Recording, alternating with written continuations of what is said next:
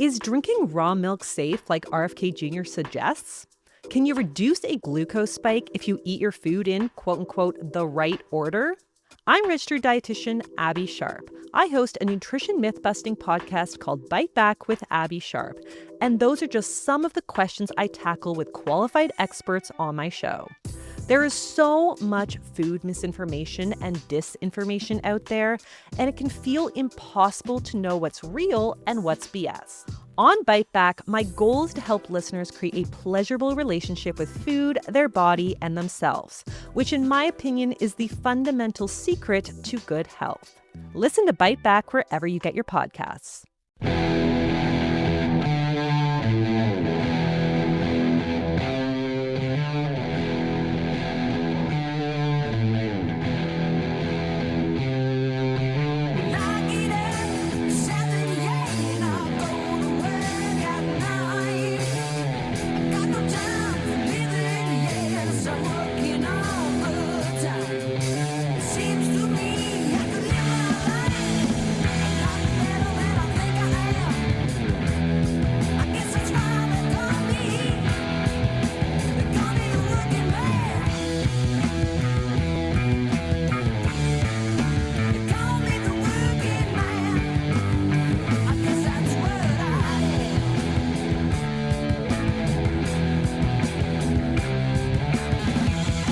I guess you could call that a request. I believe the gentleman's name was Chris, who called the show yesterday and said, Mike, you got to bring back the Working Man theme song to the show. I said, Chris, listen, I miss it as much as you do, but I was told by the powers that be, it might be a little heavy for 9 o'clock in the morning. Here's what I'm thinking. I'm thinking maybe Chris is onto something here, and maybe we should just let you decide. And then I'll take your concerns and comments back to management and say, listen, I'm not trying to be disrespectful. I'm not trying to disobey a direct order. I'm just telling you what the 44 loyal listeners of the Mike Farwell Show have demanded. I love you 9 a.m.ers, by the way. And if that's a little harsh for you, you can let me know that as well. The music, that is, not the sound of my voice. I hope it's not harsh yet. I'm just getting warmed up. I got something in my quiver right now, let me tell you. Anyway, maybe I'll just leave it up to you. And at some point, we'll take an informal Farwell Show survey and find out if Working Man should return as a constant on the show. Speaking of requests, just to look ahead 24 hours, I'm not trying to wish away time, but tomorrow is Friday. On the show on Fridays, we do all request on the show. So if there's a song that you would like to hear a little bit of, we'll play it throughout the show if you ask for it. Just like we used to do on the music stations we listened to. And our buddy Nate said, you know what you got to do? You got to have a theme for your All Request Friday. So since tomorrow is the first day of summer, that's right, summer officially arrives late tomorrow night, just after 10:30. But we'll celebrate the first day of summer, or its arrival anyway, the first partial day, by taking your summer-related requests. So think of a summer song that you want to request on our All Request Friday tomorrow. But that's tomorrow. Right now, this day is National Take Your Dog to Work Day. I didn't know this until I got here, and the reason I learned it is because my good friends who work down the hall at Chime 96.7 on the morning show, Brady and Tara, they brought hot dogs for us to work today. Bring your dog to work. Here's a hot dog. I love Brady and Tara. It's never a bad time for a hot dog. I promise you that.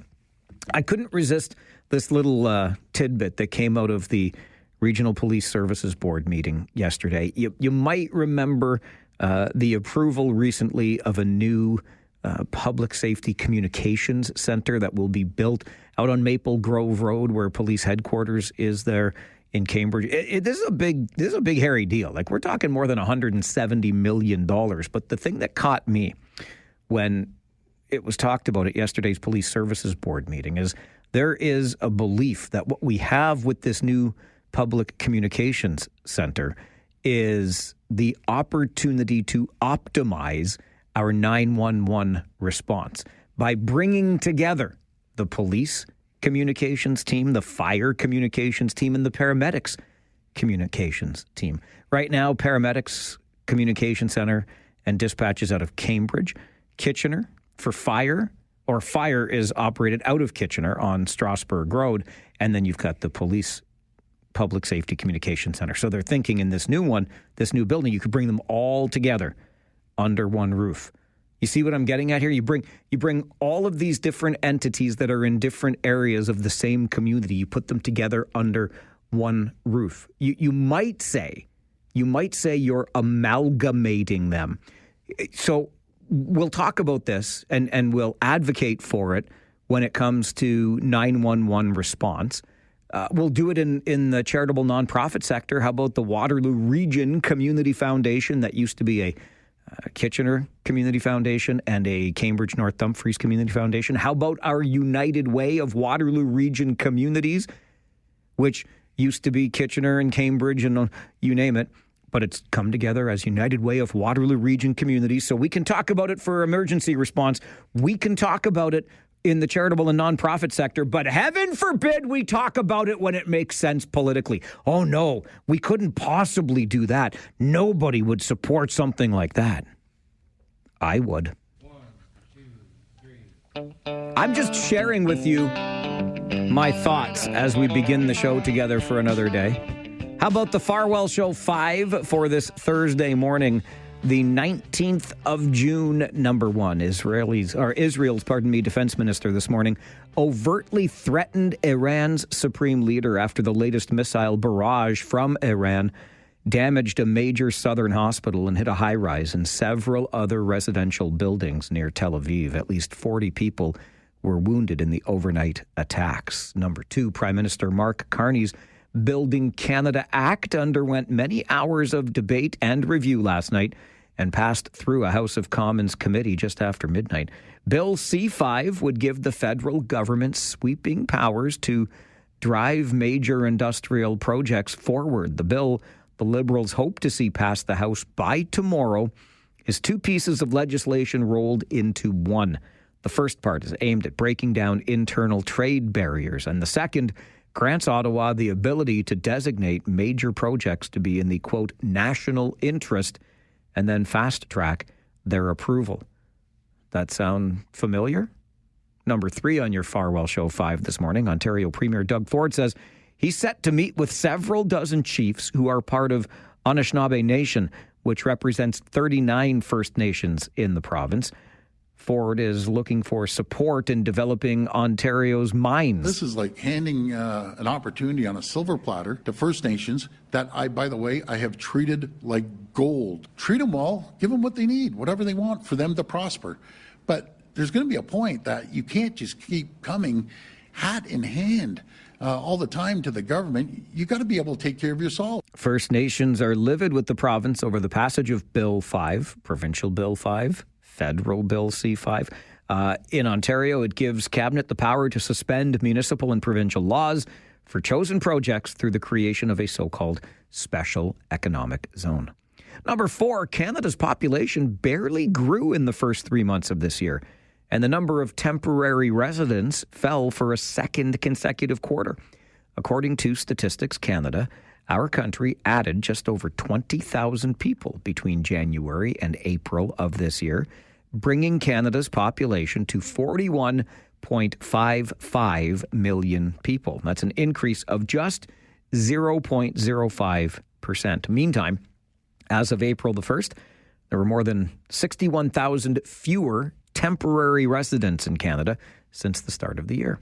And number five on your Farwell Show 5 this morning, a new report suggests Canadian renters continue to face big affordability challenges, even though rental prices have dropped for the past 8 months. The report from Royal LePage shows Canadians are spending about 1/3 of their net income on rent these days, and 4 in 10 renters say they've reduced spending on groceries and food to pay that monthly bill, while 3 in 10 have reduced contributions to savings or retirements. And that is your Farwell Show 5 for this Thursday morning. We'll take a quick break. When we come back, I need your help on something. And listen, I've never claimed to be the smartest guy in the room. So that's why I turn to you for a little bit of help, because there's this thing that happens on our roads. And, well, in this one particular area is the area I'm specifically thinking about. And it seems to me that the same thing is happening there all the time now. It used to be just some of the time, like at rush hour time, but now it's all the time. And I can't, because I'm not the smartest guy in the room, quite figure out why it seems to always be happening. So I'm hoping that you can help me figure out the answer to the why. Why does this happen seemingly all the time now? You can give me the answer. I'll tell you what it's all about coming up on the Mike Farwell Show. This is 570 News Radio and Rogers TV.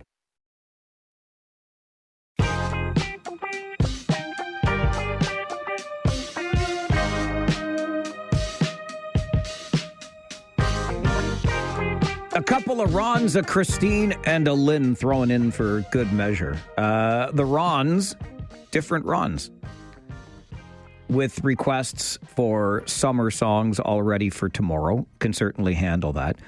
Christine says she always enjoyed hearing Working Man to start the show.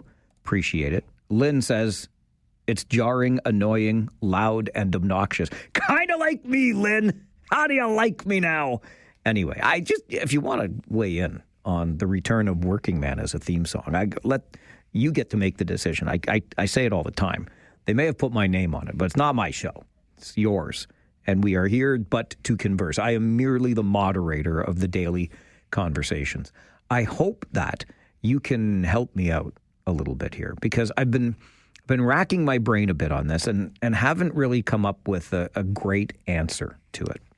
So I'd like you to picture, if you would, the expressway in our community, particularly the expressway where the collector lanes show up. I know that's a funny thing. I always, having lived in and driven the 401 through Toronto for many, many years, the idea of quote-unquote collector lanes in Waterloo region are kind of funny. But just think of where you can split off for Wellington and or Frederick Street on our expressway, okay? And in this particular case, I'd like you to think about going northbound. So we're headed towards Waterloo on the expressway. And as you come past, and I'm going to put you in the collectors now, if you will.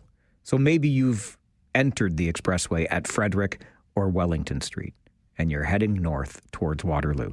And as you know, you come past Frederick and Wellington Street, heading north, and you have to merge from those collector lanes, that collector area, back in before you get to Bridgeport Road.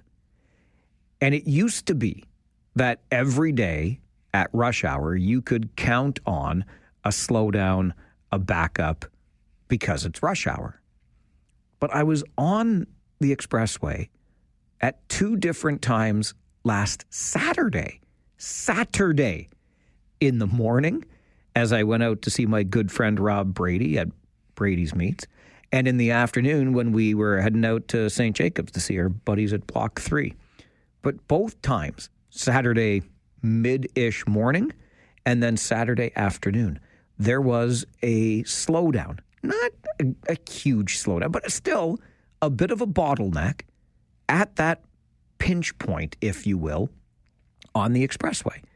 And for the life of me, I can't figure out why. Why does this happen seemingly now at all times of the day as opposed to just rush hour? I mean, I guess the obvious answer might just be that many more vehicles on the road, but I don't know. There's a Lancaster on-ramp there that also comes onto the expressway before you get to Bridgeport Road. So you've got the people coming on at Frederick and Wellington, and then Lancaster before Bridgeport Road. But it was never like this before. I don't think the Lancaster ramp makes a huge part of this problem. And then I wondered, okay, well, Bridgeport Road kind of comes up sort of quick there. So vehicles that are traveling and ready to get off at Bridgeport Road don't move over to the left lane to allow vehicles merging access to that right lane because they're worried they won't get back in time to get off at Bridgeport Road. And then once you get past Bridgeport, things open right up and it's smoother, not quite smooth, but smoother sailing. But I can't for the life of me figure out why. At all times of the day now, it seems, there is a bit of a bottleneck on the expressway headed north just after you get past the Frederick and Wellington off-ramps or on-ramps. Is it just that many more people? Are we not merging and or driving appropriately here? For the life of me, can't quite put my finger on it. But if you know the answer or have a better theory than mine, I, as always, am all ears here on the show. 519-570-2545, star 570, and 1-800-570-5715. This is the Mike Farwell Show, 570 News Radio and Rogers TV.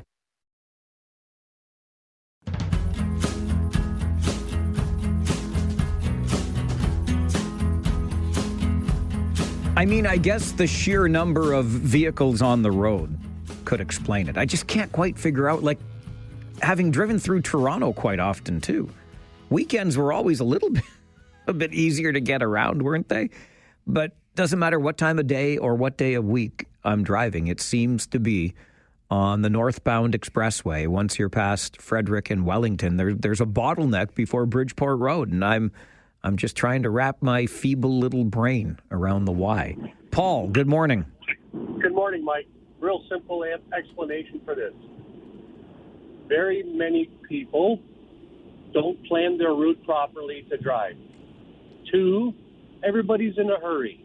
You need to just relax. Take your time, plan ahead, and then drive accordingly to what the traffic is. Also, don't ride someone's bumper so severely that the guy who needs to merge can't get in. And why do you slam on the brakes? Just take your foot off the gas. You'll slow down enough to let a guy merge over. And so what if the guy's in front of you? Who cares? You don't have to ride someone's butt and let the guy try to get in behind you, because now the guy behind you has to slam on the brakes to let this guy in. Everybody just needs to take a breath, relax, drive. You know what? Everybody gets paid by the hour. Who cares how long it takes you to get there? Just relax, drive accordingly, and slow down and be nice. That's it, Mike. Paul, I appreciate it. It does make it sound rather simple, doesn't it? I love the plan ahead part that Paul started with. I remember learning that way back when from Young Drivers of Canada when I took driver's training with them. This is 35 years ago.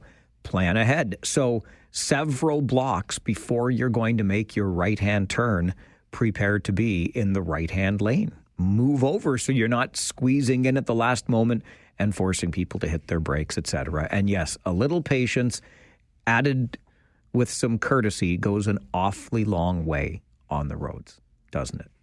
Good points by you, Paul.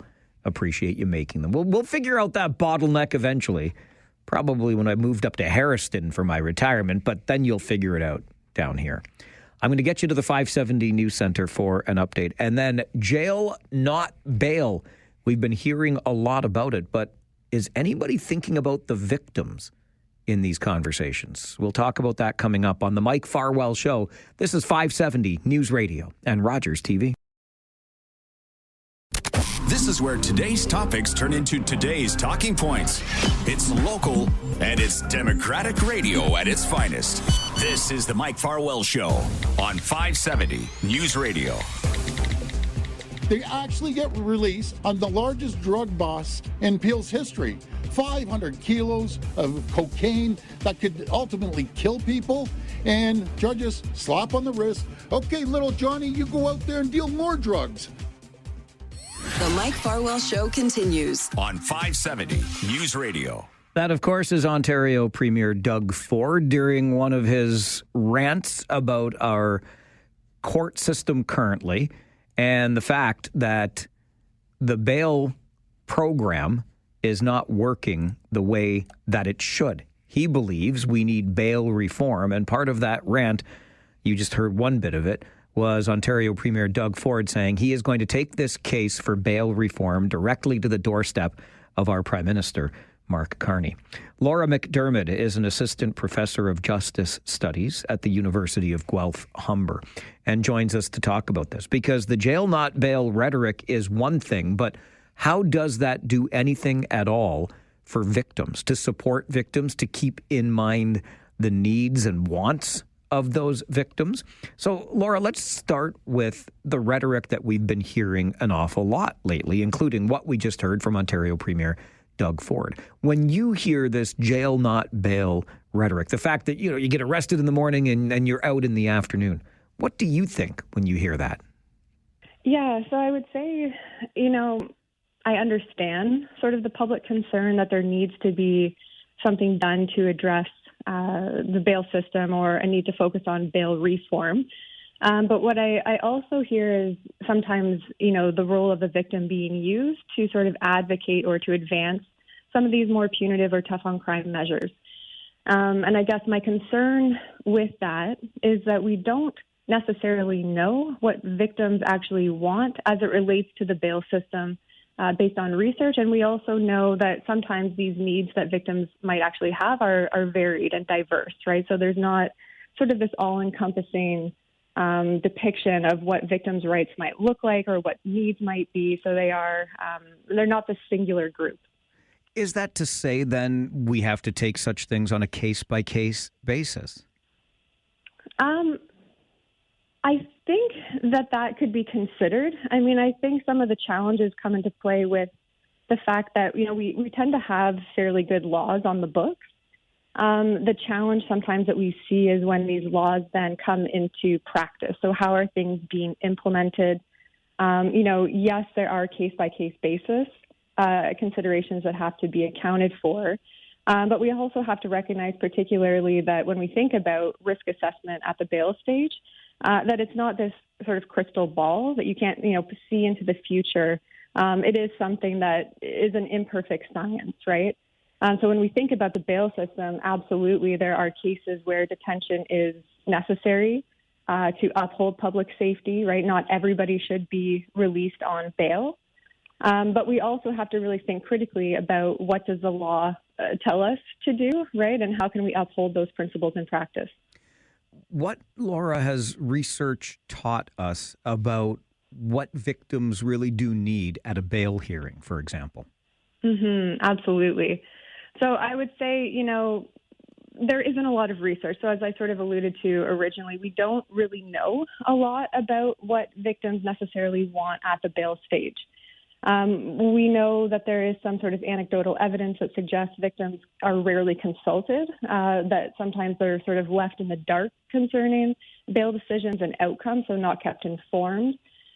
We know that there are some really excellent community services out there that do support victims. I'm thinking of like victim services, victim witness assistance programs. But even with some of these programs, access can vary by region. So there can be sort of this, what's referred to as like justice by geography, which can be somewhat concerning. And I think, too, we often assume that victims just want harsher punishment. And as I said before, in some cases that's true, but it's not the full story, arguably, right?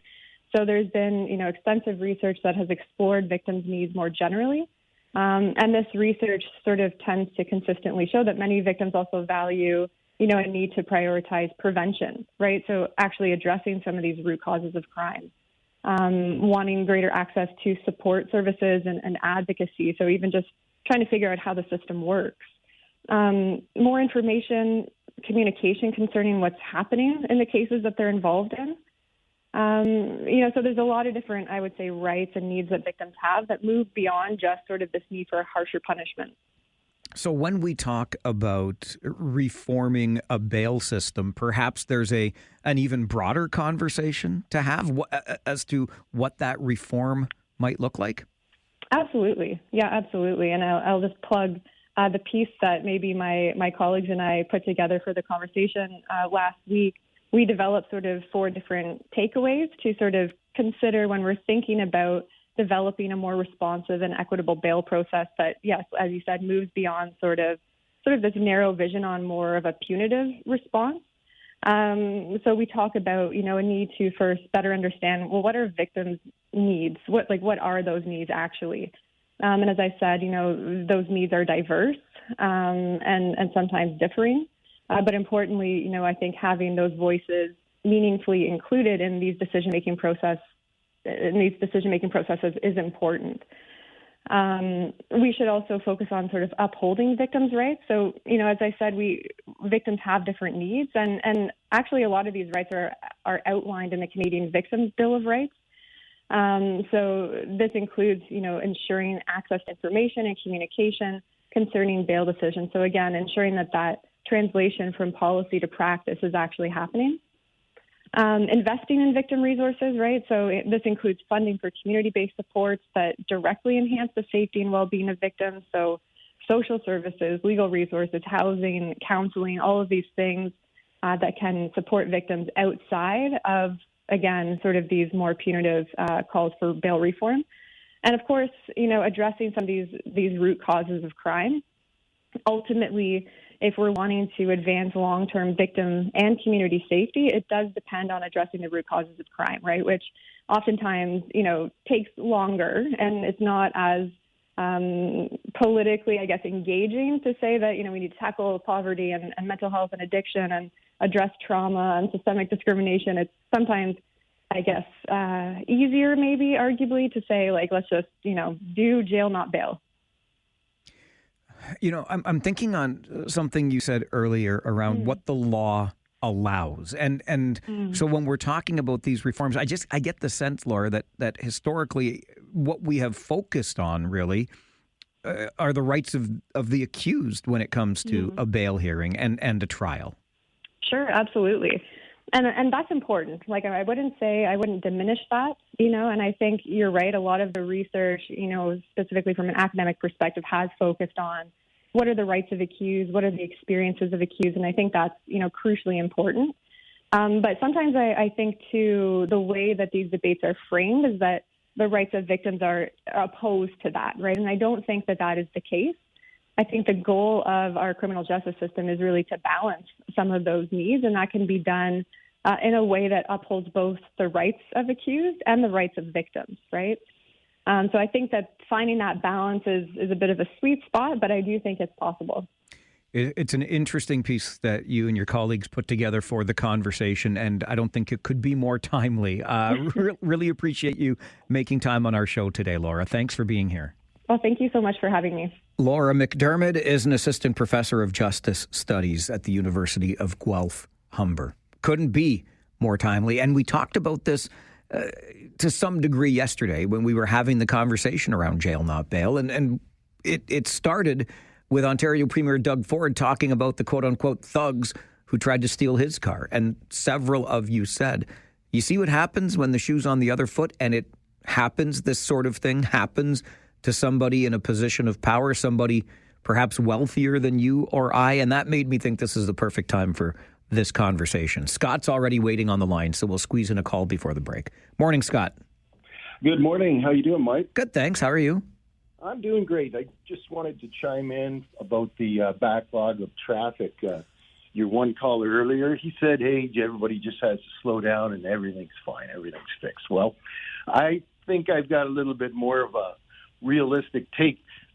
My opinion is, well, first off, just very quickly, I've been living here 60 years. All right, Scott, listen, I appreciate you. But we've kind of moved on to talk about jail, not bail right now, and I don't want to distract from that conversation. I'm sorry. I had asked the lady if you were still talking about the car backlog. She said yes. No problem, Scott, no problem. I appreciate you calling, though. Okay, thank you very much. All right, enjoy the rest of your day. I'd love to keep going on about it, but we moved quick on this show. And now we're talking about the place of victims in these conversations around jail, not bail. And are we centering them enough and providing for them what they need? Apologies for the distraction. I'm always happy for conversations, but we just try to keep them on track. So let me know what you think about the place of victims and whether or not they are being centered the way they should when we have these jail, not bail conversations.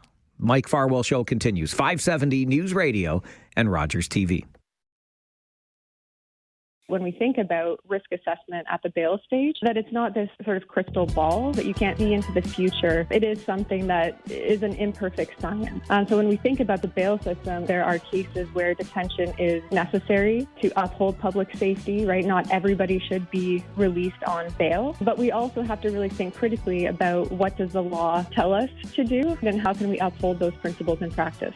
Not everybody should be released right away. Laura McDermott, Assistant Professor of Justice Studies at the University of Guelph Humber, joining us to put the focus on victims in the jail not bail conversations. And again, I'll just reference back something we heard from Ontario Premier Doug Ford earlier this week with regard to that major drug bust in Peel region. One of the 9 people arrested, a man from Cambridge, and 8 of the 9 released on bail days later.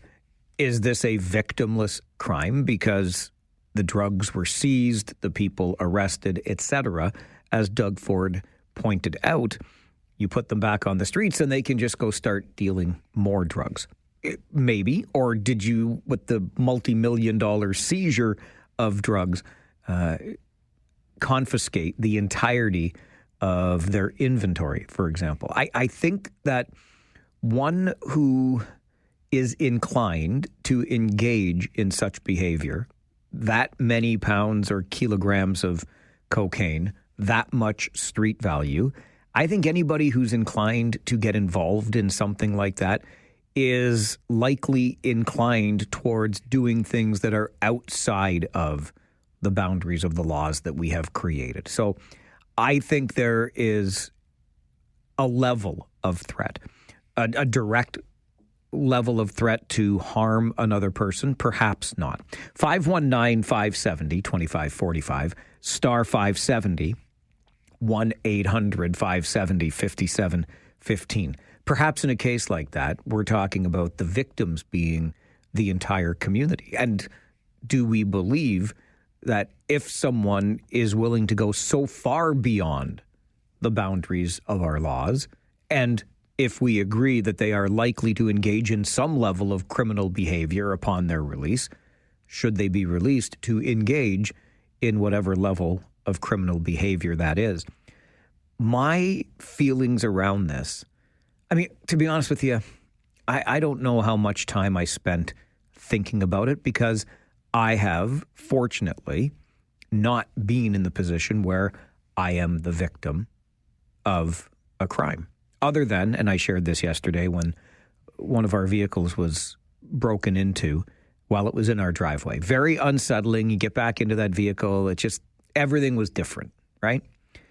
But this really came to light for me when I was interviewing, and I was only interviewing him because of his hockey career. He started with the Kitchener Rangers in junior, went on to a great National Hockey League career, a Team Canada career, goaltender Don Edwards. But Don Edwards has a tragic family story of the assault and murder, the sexual assault and murder of his sister and parents.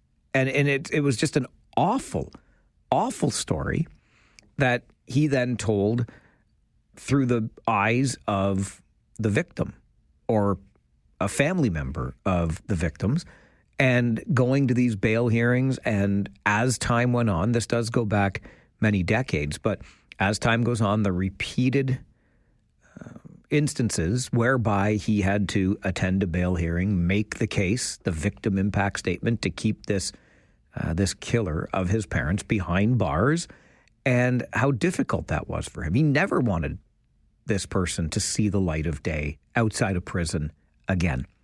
And I wonder sometimes, as you heard from Laura McDermott in that conversation, with most of the focus on bail hearings around the rights of the accused, where do we within our system, and if we are going to reform things, where can we put in some reform so that there is more onus or more focus placed on the victims? Because here's somebody for decades who has carried with him the trauma associated with this awful, cold-blooded murder.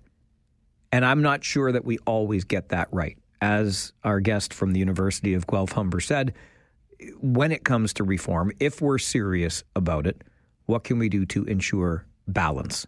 The old scales of justice, right? Are they balanced or not?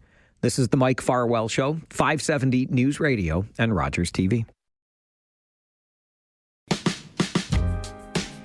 We've talked off and on during the show about artificial intelligence, the rather serious concerns I have about it and its applications. I'm not saying the apocalypse is upon us. I'm just saying it's pretty damn close.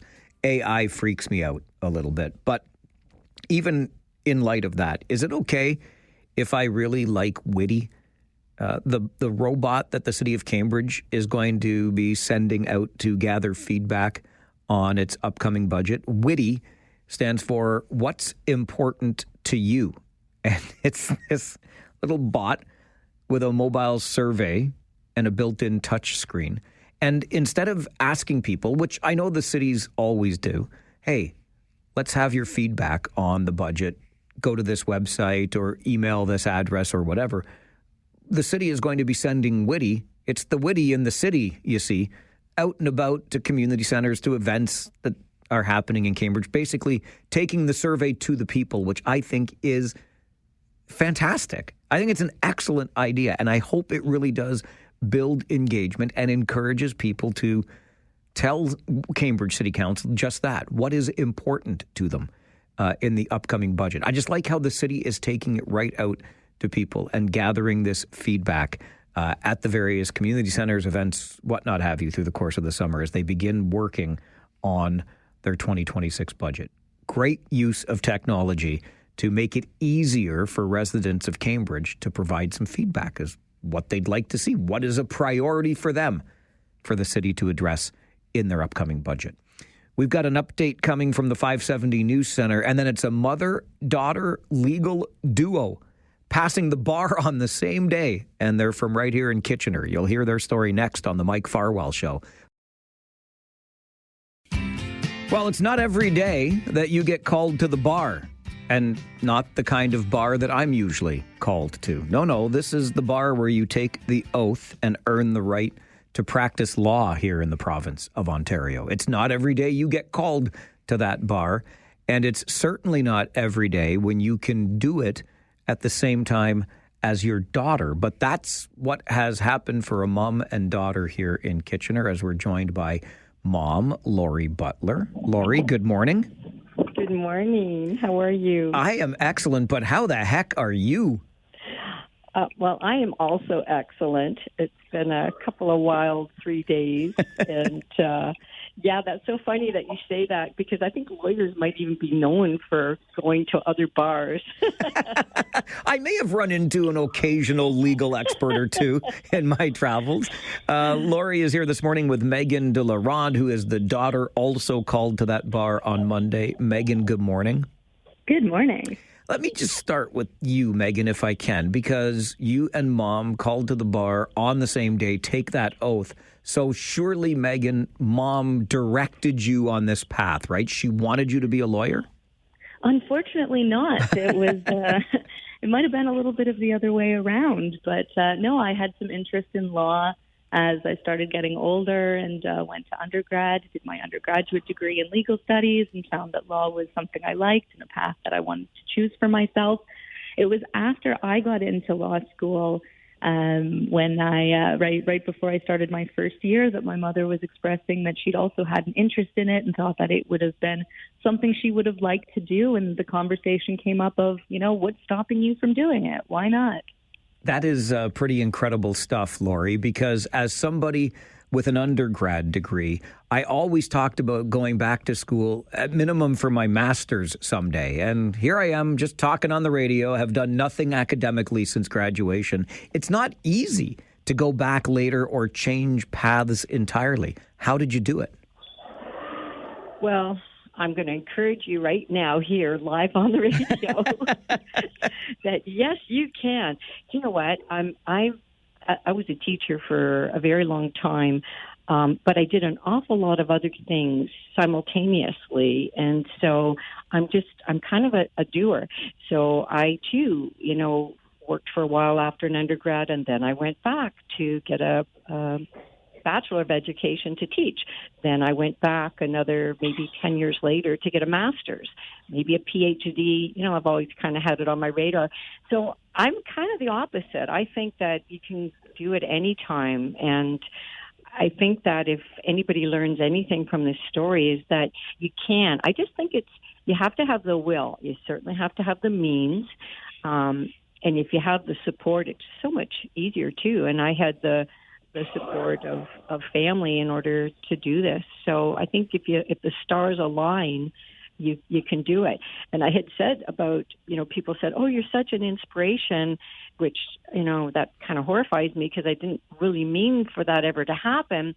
But I recognize that it's kind of an inspiring story from that standpoint, that it's never too late.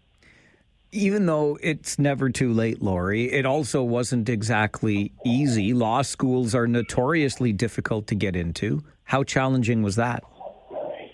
Oh, you know what? That is super challenging, and Meg will tell you the same thing. I mean, it's about a 5-year journey when I look back on it, and I did not recognize the magnitude of it really until on Monday during the call to the bar ceremony when the justice was talking about the colossal undertaking of becoming a lawyer. And if anybody saw the news clip, I was teary because it really hit me. Studying for the LSAT, that was really hard for me because it was now decades having been removed from studying, but I just embraced it. If you can take a course, and I would highly recommend anybody who wants to write the LSAT, take one of the courses. I took the free course, but there's, lots of paid for courses. Then the application procedure in Ontario, it's kind of one area, you just apply through a central body. But I applied to every law school in Canada because my LSAT wasn't great, but I had some, decades worth of life experience. And I got one offer. I was on the waiting list for a couple of other ones, but, it was thrilling to get that offer. And then going, that's just 3 years of solid work. And then you have to write the bar exams. Then you have to article. So, yeah, it's a very, very big undertaking. And so I'm just blessed that we both did it. Megan, you went through York University and Osgoode Hall for law, so different school than your mom. But what was it like for the two of you essentially taking the same courses at different schools and studying to become lawyers? Did you share ideas? Did you do homework together? We sure did share ideas. I mean, I was a year ahead of my mother, and with both of us having an interest in criminal law, which is what we both do now, she was taking a lot of the same courses that I had just taken the previous year. And so I was sharing notes with her, sharing what I learned. I started my articles a year before her, articles being the process of working for a lawyer, gaining real-world experience before you are admitted to become a lawyer yourself. So I was sharing all of that with her. On the flip side, I took 2 years to do the accreditation process following law school. She took 1. And so she took the entrance exams, the barrister and solicitor exams, which people know as the bar exams, the tests. She took those before me. And so we were in the reverse position where she was sharing her experience of the exams, her practice tests that she had done. So we really have supported each other all throughout the way. And now, both of us being practicing lawyers, again, both of us working in criminal defense work, we're still swapping our stories, swapping the applications that we're doing and our work and bouncing things off of each other. And it's really helpful to have somebody, a built-in buddy like that. What was Monday like for you, Megan, taking that oath, being called to the bar with your mom? It was incredible. As it just so happened, she was seated right in front of me. So we were back to front with each other, and it was really incredible to be taking those oaths together, to watch her walk across the stage just moments before me, and then to experience it myself, knowing that not only was she watching it and proud of me, but she understood the work that it had taken to get there, and I understood the work that it had taken to get there. It just an incredible experience. So, Lori, what comes next? You're both in criminal law, as you've mentioned. Is it going to be a mother-daughter legal duo? Are we going to have a law office open in Kitchener sometime? You'd think that would be the plan, wouldn't you? We have talked about it. Because it's just so unique, mother-daughter team. It's ironic and coincidental that we're both in criminal defense because there's so many different areas of law, and I have a lot of different areas of law that interest me, whereas I think Meg only has kind of one, which is criminal defense. So we've kind of landed both in positions where I think we'll probably stay for a bit because Meg's at Cooper Lord Law, which is criminal defense, and they have amazing senior lawyer there that she's learning from. So I think she's really happy to stay there. And I'm at Ex-Copper Law, which is legal services for traffic offenses. And I'm finding it very niche and very interesting. And I have a senior counsel team that is training as well. So I think we're kind of at least settled in after 3 days, as much as you can be. And I think we'll probably, get some training, but who knows what the future brings or will bring. Maybe you will see mother-daughter duo. We will continue to watch this story unfold because it's incredibly interesting, not to mention inspiring. Congratulations to the both of you, and thank you very much for making time for the show today. Thank you for having us. Yeah, thank you so much. Megan DeLaronde and Lori Butler joining the show. Hey, you need a good lawyer? Call the mother-daughter team. They take the oath called to the bar at the same time, mom and daughter, on Monday, and now have their legal license to practice law in Ontario. And they hail from right here in good old Kitchener. This is the Mike Farwell Show, 570 News Radio and Rogers TV. Frustration is mounting for some volunteers in Cambridge who have been on the receiving end, unfortunately, of repeated break-ins to a shed that they use to keep some equipment stored. Pat Handorf joins the program, who's the president of the Galt Horticultural Society. Pat, good morning. Good morning, Mike. Could you tell us a little more about the Horticultural Society in Galt, Pat? Oh, certainly. We're a not-for-profit organization, and we maintain the gardens and the cottage at Ferguson Cottage on Grand Avenue in Galt. The city owns, we lease the property from the city, and we have numerous activities and events for the public. We host we're having a strawberry social on Saturday. We do a pumpkin walk, and we grow fresh vegetables for the food bank, the Cambridge Food Bank. So we're a organization of volunteers that conduct all these activities and maintain all the gardens and put on workshops and do all kinds of things for our members and for the public. Is it just because you have such an interest in gardening, green thumbs, so to speak? Yeah, a lot of people. I mean, everybody is welcome to join. I mean, it's $15 for a year to join, which is next to nothing. We have monthly meetings and speakers and garden walks and all kinds of activities.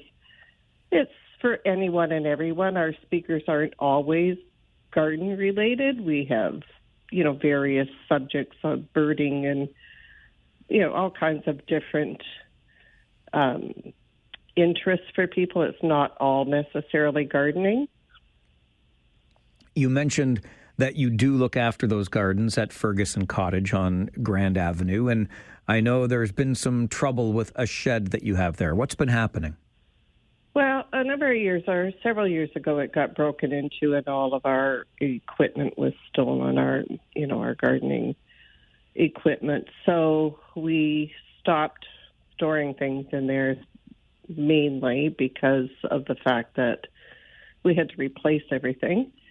And then the last several years, it's been more people breaking in and using it as a shelter. So people are sleeping in it and eating in it and using it, burning making fires to burn, to keep themselves warm, or whatever the case may be. And so they break the locks, and it seems like no matter what we do, we can't seem to keep the doors secure enough to keep people out. So it's very intimidating for the people that go down to work in the gardens, as well as the fact that it's really well used by, we're right across the road from the Drayton Hamilton Theatre. The Gaslight District is across the road as well. So we have a lot of people that walk through the gardens every day, plus people that are uptown and using the restaurants, etc., walk through the gardens. And it's very intimidating to have these folks loitering around. You mentioned those locks, Pat, and your attempts to make the shed secure. If it hasn't worked to date, what next steps are you considering, if any? Well, we're looking at getting a more secure shed. So that we've looked at getting possibly one of the, what do you call it? The steel, I can't even think of the word. The thing is that we'd have to get, first of all, we have to get permission from the city. We'd have to build have a concrete platform, and logistics for getting it in there just might not work. So we're kind of, at a stage where we're trying to figure out what our next move is.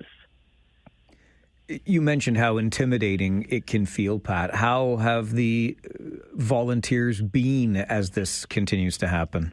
How are they doing? Well, I know first thing in the morning, Thursday mornings, they go down to, there's a group of about 10 that go down to the cottage to work. And first thing in the morning, I know they've encountered this fella specifically in the past couple of weeks. And I know the one person has had words with him and asked him to move on, and he's, belligerent. And so she goes in the cottage and calls the police. Well, of course, he takes off, and unless he's there physically, they can't do anything. If he was there and someone could report it, they could arrest him. But if he's not there, we've made complaints all the time. We phone the police all the time. We've asked them to patrol. We know they sit in, there's Barnacle Bill's restaurant next door. Oftentimes they'd sit in the parking lot there and watch the area, or surveil the area. But to date, we haven't heard that there's been any arrests or anything. So our latest attempt at keeping it secure so far, now I'm going to touch wood, has worked. We've had one of the fellas, Nora Moran, has been really diligent about trying to find a way to secure it. So we're hoping that this will work. But I mean, it seems like people who are doing this have equipment. They can cut the locks, and so obviously they've got break and enter equipment, I would say, or whatever kind of cutters that allows them to do this. I certainly hope that we can find a resolution for you, Pat, because I know the community appreciates the work that you all do with the Horticultural Society and how beautiful you keep the area. So good luck with that, and thank you very much for joining the show today. Okay, thank you so much, Mike. Pat Handorf is the president of the Galt Horticultural Society. Tough spot to be in, for sure. This is the Mike Farwell Show, 570 News Radio and Rogers TV. Thursday mornings always offer us the opportunity for a little levity. Our good friend Gary Chalk, who writes the humor column Living Retired, brings that column to life on the show each and every Thursday morning at 10:30. And if you ever wanted to know the stupidest thing that Gary Chalk ever said, you're going to find out in this morning's segment. We'll get to it right after this update from the 570 News Center on the Mike Farwell Show. 570 News Radio. Hookah chaka, hookah, hookah, hookah chaka, hookah, hookah, hookah chaka, hookah, hookah, hookah chaka, hookah, hookah. I can't stop this feeling deep inside of me. Girl, you just don't realize what you do to me. When you hold me in your arms so tight, you let me know everything's alright. I'm hooked on a feeling. When you hear Blue Swede, it can mean only one thing. Not Ooga Chaka, but Gary Chalk. Gary Chalk. His name's Gary Chalk, and he writes a humor column called Living Retired. I encourage you to find it online, livingretired.press, because while you're there at livingretired.press, you can sign up for the weekly delivery of that column right into your inbox, and it beats the heck out of all of those memos and reminders from the boss. I promise you that. Gary joins the show every Thursday morning at this time to bring that column to life. Good morning, Gary. Hey, good morning, Mike Farwella with a Micah. I don't know if you had the chance to listen at all yesterday, but Mary called, and she quite enjoys now saying what you say every week. Good morning, Mike with a mic.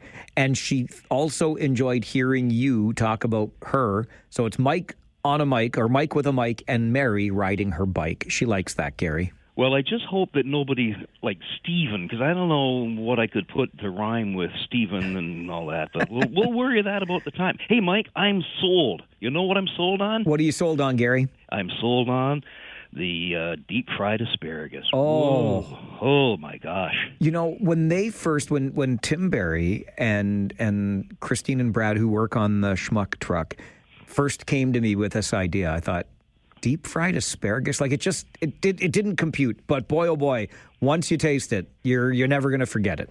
Yeah, I think I'm going to come up with my own recipe. Maybe try deep-fried rutabagas or something like that. Just don't take away from our fundraiser, though. Do your own fundraiser, okay. Chalk. Okay. So you're saying that you don't want to go into a partnership with me on the rutabagas thing, then? That's what you're saying?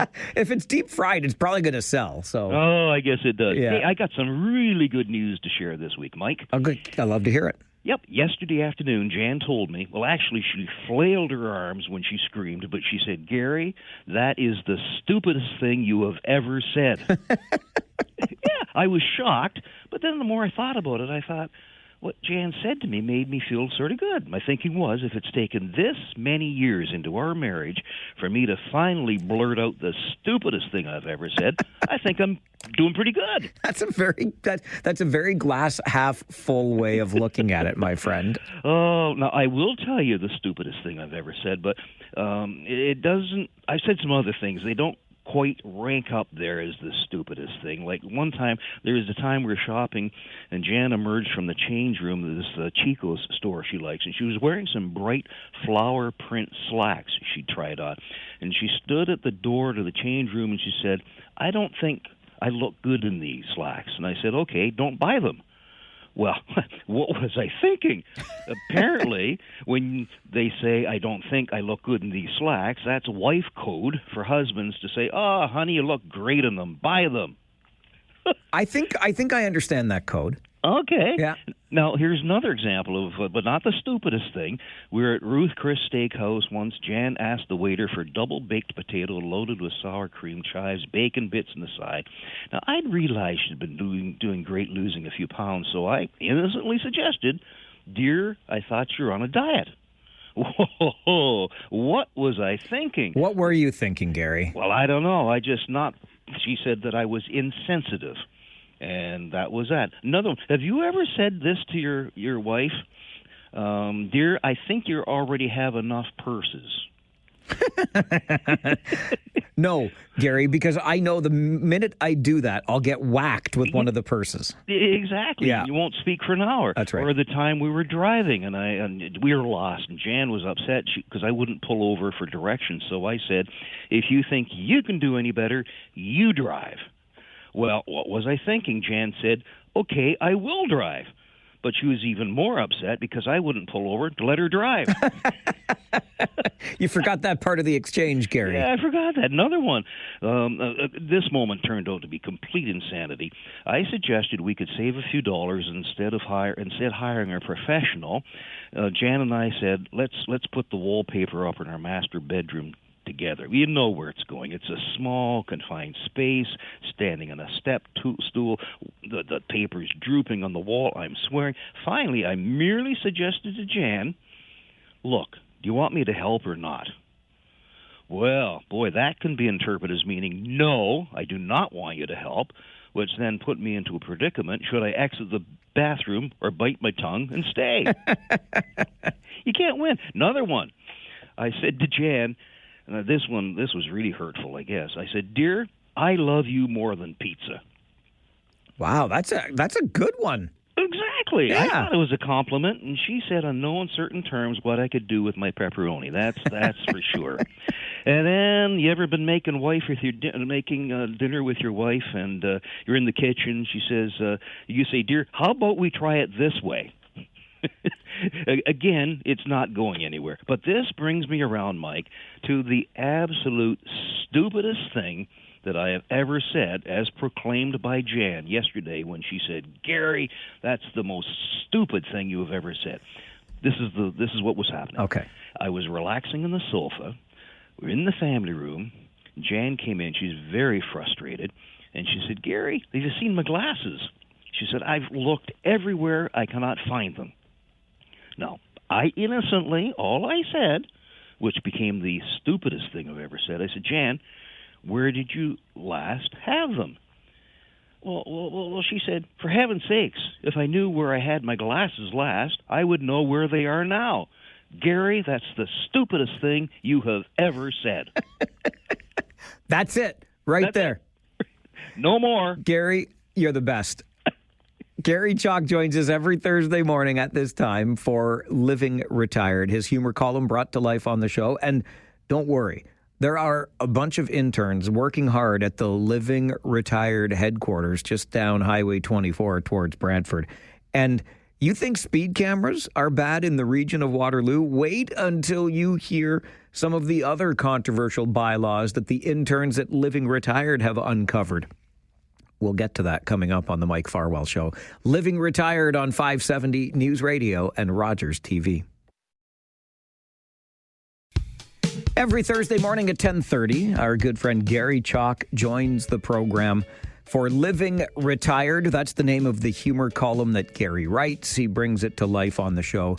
He was talking a moment ago about the stupidest thing he's ever said, at least according to his lovely wife, Jan. And Gary, it just goes to show that you're a better person than I am, because you listen to Jan and you think, if I've gone this far into our marriage and only now have I said the stupidest thing ever, you're winning. Every time my beloved tells me that, I just think, oh, you haven't heard anything yet. Yeah. It's a challenge for me. Hey, what do they say? Bite your tongue? I should bite it more. I should. I want to quickly tell you, too, Gary, that Mike sent an email to Mike at 570news.com. Says, say hello to Gary. When people tell me they're retired, I say I'm just tired. Yeah, that too. That too. Yep, already heard from Wendy. She just signed up for the email. So hello to everyone there. Fantastic. You know what? I find retired, Mike is saying he's retired, or he's tired. I've been retired for a dozen years now, fortunate to retire early. And one of the first things I discovered is you've got lots of time on your hands, things that need to be done around the house.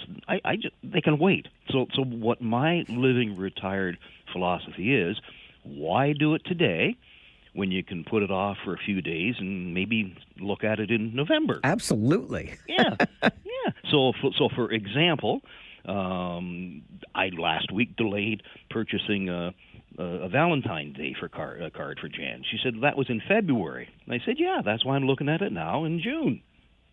Because by February, you'll be ready. That's right, exactly. Yeah. I didn't say I was going to give it to her right now. I'll just try to remember where I left it. So with all this time in my hands, Mike, I got to thinking we got, as you say, the crack interns here at the Living Retired head office looking into other bylaws that have been passed, other cities, mostly in Canada, that I think make Waterloo region politicians not so bad. You think of the speed enforcement camera issue you have now. There was the land acquisition over in Wilmot Township. And I think that there are some other silly laws that other politicians have done. For instance, an example, Alaska. It's against the law to push a moose out of a moving airplane. Wait. Gary, you cannot push first. Did you check his boarding pass? Come on.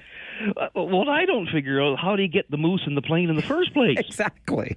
I'm telling you, Mike, I'm staying in Waterloo region then. Obviously, you can still shove a moose out of an airplane while it's flying over Carl's Air Square. Exactly. I'm going out to Waterloo, Wellington. Sorry, it's the region of Waterloo International Airport now on the weekend. I'm going to push moose out of all of those things. That's right. Yeah.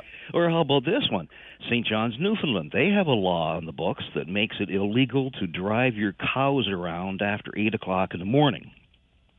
So up until 8 in the morning you can, though? I think so. Okay, yeah. At least here in the region, the politicians haven't passed a law, so that means we can drive our cars around all day, every day, just whatever we do. Don't drive those cows through a school zone where they got a speed enforcement camera. Could you imagine getting ticketed while riding your cow? The way they're fixing the speed limits around here, Gary, you could probably get a ticket for riding a cow. Holy cow. Anyways, Mike, a few more laws throughout Canada that make Waterloo region looking pretty good with all your speed enforcement cameras. Toronto, it is illegal to, get this, drag your horse down the street on the last day of the week. So the last day of the week, you can't drag your horse down the street. You can push them. You just can't drag them. That's right. Just find another way of coaxing that horse down the street. That's right. At least in the region, we can go maybe, say, to Victoria Park any day of the week, drag our dead horse there. Are there speed enforcement cameras there? Oh, yeah. On Jubilee Drive. Oh, boy. How about over in Petrolia out near Sarnia? Politicians have gotten carried away with speed enforcement cameras near schools. Instead, they have a law makes it illegal to whistle in Petrolia from 11 at night till 7 in the morning. No overnight whistling. That's right. Okay. These politicians sat down and talked about this. And they probably had umpteen dozen reports, and it goes on and on and on. So, or up near Peterborough, Bancroft, the politicians do not enforce speeding in school zones. Instead, they forbid residents from skinny dipping. Now, wait a minute. What are they, the fun police? And now, they didn't say whether this is skinning dipping that's forbidden in school zones, and do they control it by a hidden spinning dipping camera or something? That's a good question. But listen, I don't want to know who has access to that camera then. Oh, dear. On the other hand, you got to feel sorry for the taxi drivers in Halifax. And if they're getting this weather event next week, the politicians in Halifax passed legislation forbidding taxi drivers from wearing T-shirts and shorts while driving. This means they can drive nude. How did I know that's where you were going with that? Oh, you just knew I was going. Or out in Saskatchewan, Fort Capel, walking down the street with your shoelace undone can get you into some serious trouble because you're not allowed to do it.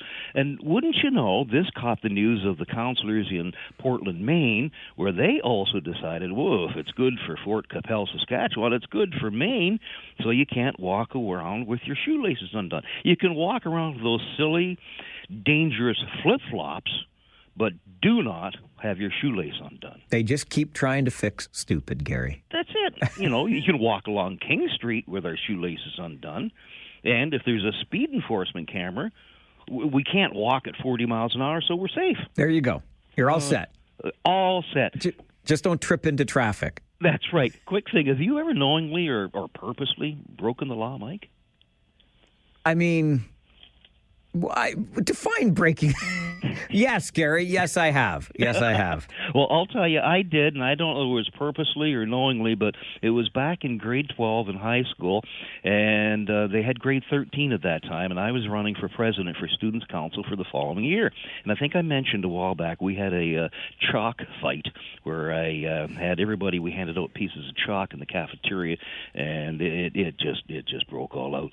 Well, there is a law that apparently I wasn't aware of. I held a parade on the street in front of the school at noon hour, and it's a 4-lane road, and it was lunch, but we had split lunches, so all the classes and the students were on the second floor looking down at this parade. I've got cars, we got music blaring, there's a flatbed wagon, I'm standing up waving, but of course people are throwing chalk and horns are honking. The law I broke was you have to have a parade permit. Wow, permit schmermit, Gary. That's what I Yeah, exactly. Everybody loves a parade. They're telling you, and if I'm in the parade, it led to a chalk fight. Go figure. Yeah, can we just get over the irony of that? Gary Chalk involved in chalk fights? We'll let us stew on that for another week. Sounds like a plan. Always fun, Gary. Enjoy the rest of your day. Have a good one. Bye. Gary Chalk is the humor columnist who writes Living Retired. You can find it online, livingretired.press. Wendy went there already this morning because when you go to livingretired.press, you can sign up for the column to be delivered right to your inbox every week, and it's a lot of fun. By the way, I'm sorry, there is no speed camera on Jubilee Drive. It's just a 30-kilometer-per-hour zone, and I don't know how you could go much faster than 30 on Jubilee Drive anyway, but I don't want to throw the city of Kitchener under the bus. They're doing their own speed camera thing, and there's not a speed camera on Jubilee. It's just a 30 zone. And yes, I have knowingly broken the law because I have exceeded the speed limit before. And then there was that one other thing I did, which I'll tell you about. I'm just being honest with you. We're all about transparency on this show. I'll tell you, coming up on the Mike Farwell Show. This is 570 News Radio and Rogers TV.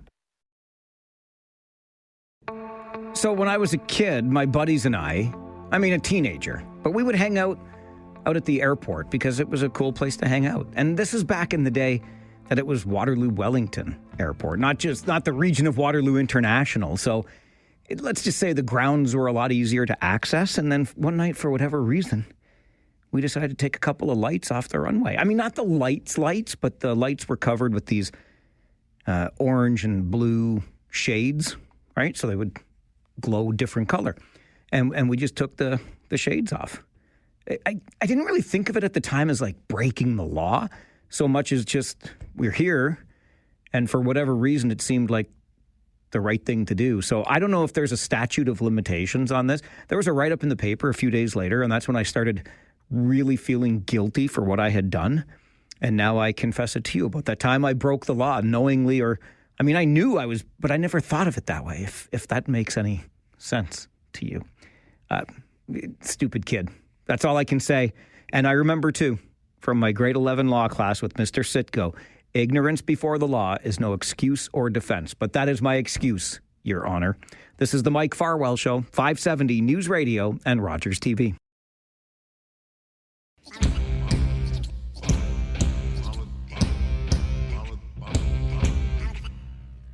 Have you heard about the historic buildings of New Hamburg and the people who lived in them? It's a book put together by Kristen Hahn and Marie Voisin. And that book is the inspiration for a food and walking tour coming up this weekend in New Hamburg. And Kristen Hahn is here to talk more about it. Can we start, though, before we get into what's happening on Sunday, Kristen, with the book itself and what inspired you to put together the book Historic Buildings of New Hamburg and the people who lived in them? Oh, well, this was Marie Voisin's project of absolute love. She was walking around New Hamburg, as she does, and just looking at the wealth of historic buildings that are in this town, and wondered who built these, what are they like inside, what sort of stories do these structures have to tell. And 13 years ago, she embarked on this project with the late and dearly missed historian Ernie Ritz. They went around town and they identified these historic buildings. There's like over 360 properties. And then pulling together of information started. She spent 2 years in the archive, in the basement of Wilmot Archives, pulling together these records of the building's past. And from there, then the story started to come together. Ernie certainly is dearly missed, that's for sure. Are there any of these buildings, Kristen, that really stand out to you? Oh, it is so hard to say any particular one. There are buildings that stand out to me for their continued beauty. Some of the really stunning Italianate residences that this town treasures are really, really spectacular. And there are buildings that stand out to me for what they once were. We call them ghost buildings. So these are the structures that are no longer standing, and some of them were lost to fire, some of them were lost to progress. And but all of them have such incredible interest to me, and even some like architectural interest as well. So this ties in to a food and history tour that happens on Sunday in New Hamburg, a first of its kind event. How did you make the connection between these historic buildings, their great stories, and the food component? Well, it was the past president of the Board of Trade, Lyle Cressman, who's taken a number of these food and walking tours on his vacations. And he brought this idea to the current president, Caleb Jukes, and they just decided to run with it. So by identifying 5 participating restaurants, a route was structured around that. And once we had sort of the map for how to get to these restaurants on the tour, it became quite evident which buildings we were passing and which stories we could tell, but less clear were which stories we simply did not have time to tell. So that, I think, was the real challenge, was not pulling together the tour, but keeping it under, 5 hours. and I guess with 5 local restaurants participating, it's not like we're going to be having a 3-course meal at every stop here. No, that's true. There are going to be little sample bites from each of these participating restaurants, just designed to sort of showcase the tremendous flavors that they each offer. So we'll get the opportunity to experience those flavors, fill our appetites physically, so to speak, but also, I guess, our appetite for the history of New Hamburg, because some of these stories that you alluded to earlier will be shared as we go through this tour on Sunday.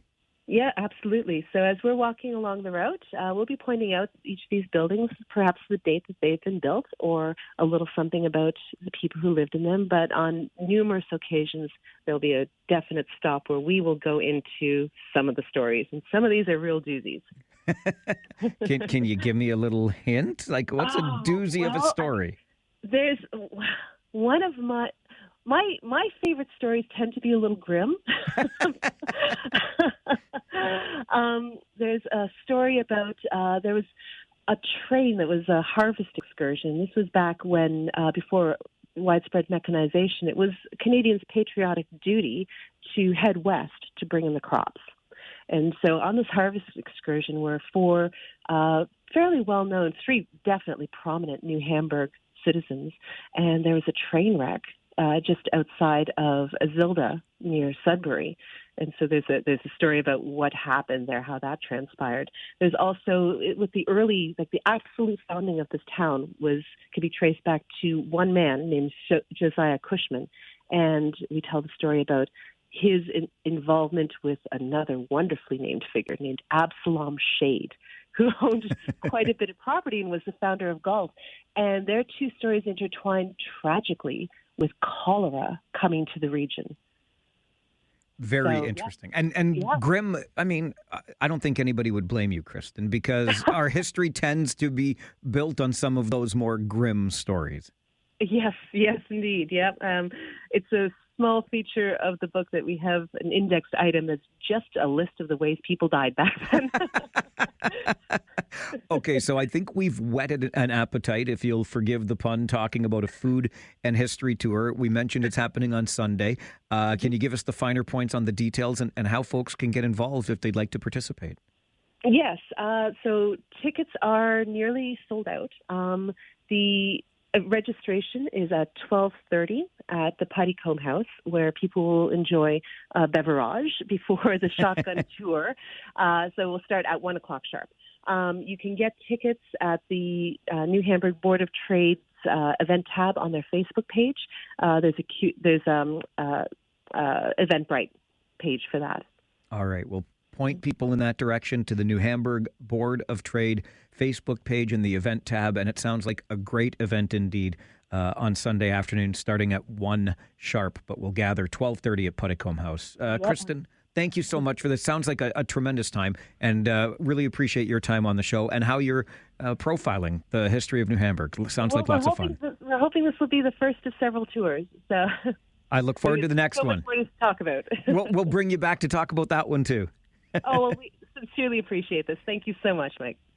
Kristen Hahn is a local author, and she will be participating in that food and history tour in New Hamburg on Sunday afternoon. Go to the New Hamburg Board of Trade Facebook page, check out the events tab, and register for one of those few remaining spots. Love the history in our community. And this being a Thursday, why not a little bit of a throwback to some of the history and one of those darker tales, those grimmer stories that Kristen remembers. All right, we're going to take a break. When we come back, you likely heard during All News Mornings today with Christine Clark and Mark Douglas, the number of near misses that CAA has discovered across the country, more than 600,000 near misses for pedestrians and cyclists on our roads. Whatever will we do about it?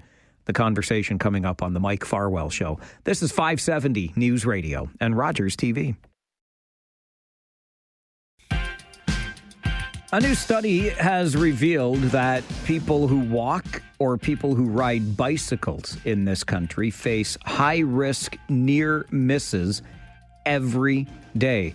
This study, part of work done by the CAA, and Teresa DeFelice is the Assistant Vice President of Government and Community Relations with CAA, South Central Ontario, joins us to talk about it. Teresa, good morning. Good morning. How do we define a near miss? What is that? A near miss is calculated based on the speed of the vehicles and the proximity of the vehicles in this particular study using AI technology and 360-degree cameras on 20 intersections across Canada. And so this is just the slim edge of avoiding a conflict between a car and a bicycle or a car and a pedestrian that could have otherwise ended up as a crash and therefore potential for injury and fatalities. And what did you learn in this commission that you in this study that you commissioned? Yeah, in this study, it was done over a 7-month period across these 20 intersections in Canada, and there were over 600,000 near misses that were viewed. And in particular, we looked at the high risk or critical risk, meaning the chance of that connection was very possible. And we learned that 1 in every 770 pedestrians and 1 in every 500 cyclists are experiencing these high risk or critical close calls at busy intersections every day. So now that we know this and we have this data, what do we do with it?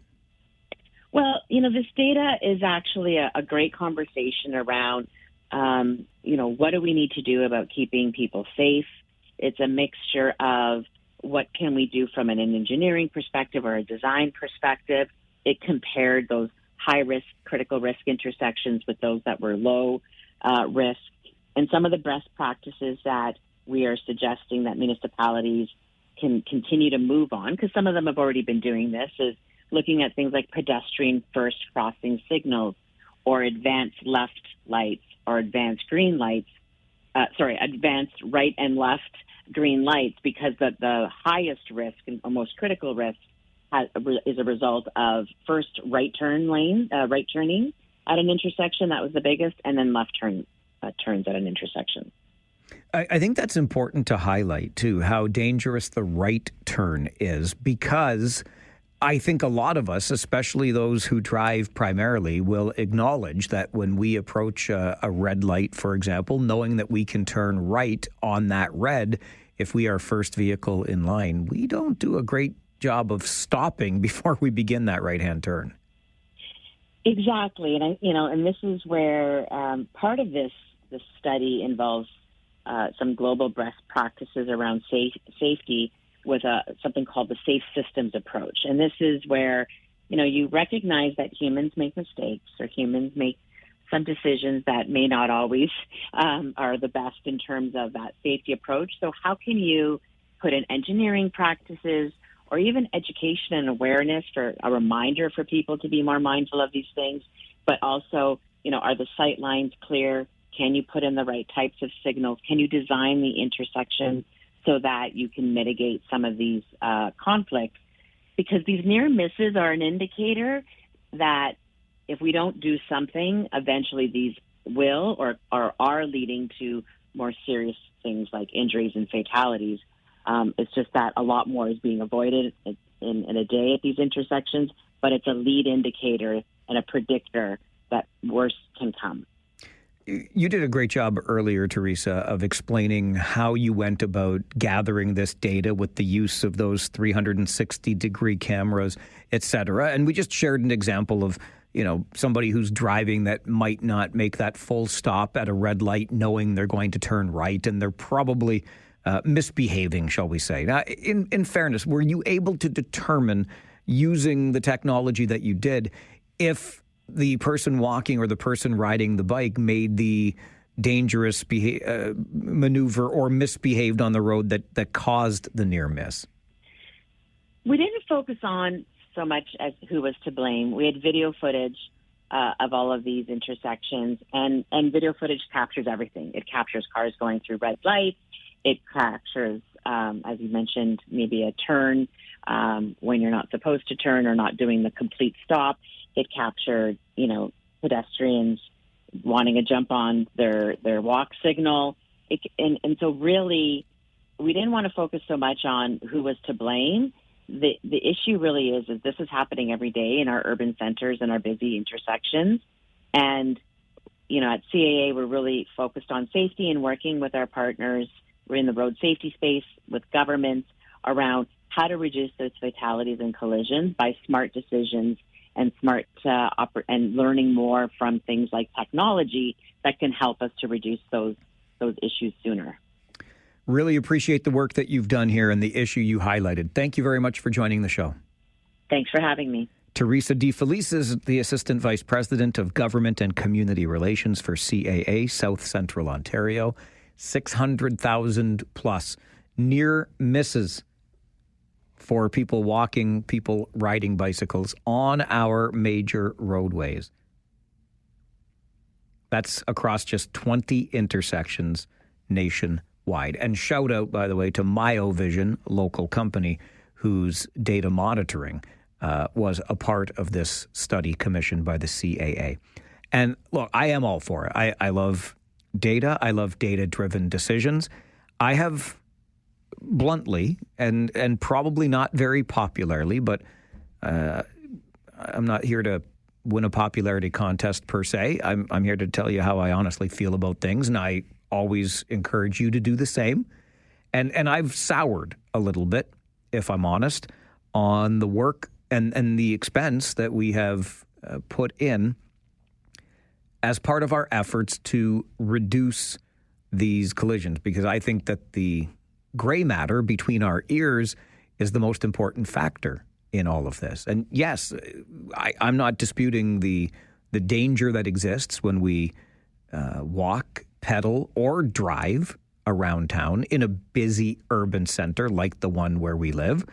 And that's why we should not be staring at our phones when we walk across the street. That's why we should not be making unpredictable maneuvers when we are riding a bicycle. That's why we should always come to a full and complete stop and make sure we're looking around before we make a right-hand turn on a red light if we're driving, etc. We really have to do a better job of, I always remember this from, whose class was it in? I think it was Mr. Johnson's class in high school. Anyway, be sure brain is in gear before engaging mouth. I would say be sure brain is in gear before entering the road space, sidewalk, on the road, on the trail. Use your head. Use your head. That's how I feel. I'm glad the CAA is giving us this snapshot of how much improvement is required. What are we going to do about it? We could invest lots and lots of money, but there's an old saying as well to go along with that one that used to hang in my high school history teacher's classroom. You can't fix stupid. And we can try, I guess, but ultimately can't fix it, right? I'm sure that I'm not trying to be unkind. It's just how I feel. This is the Mike Farwell Show, 570 News Radio and Rogers TV.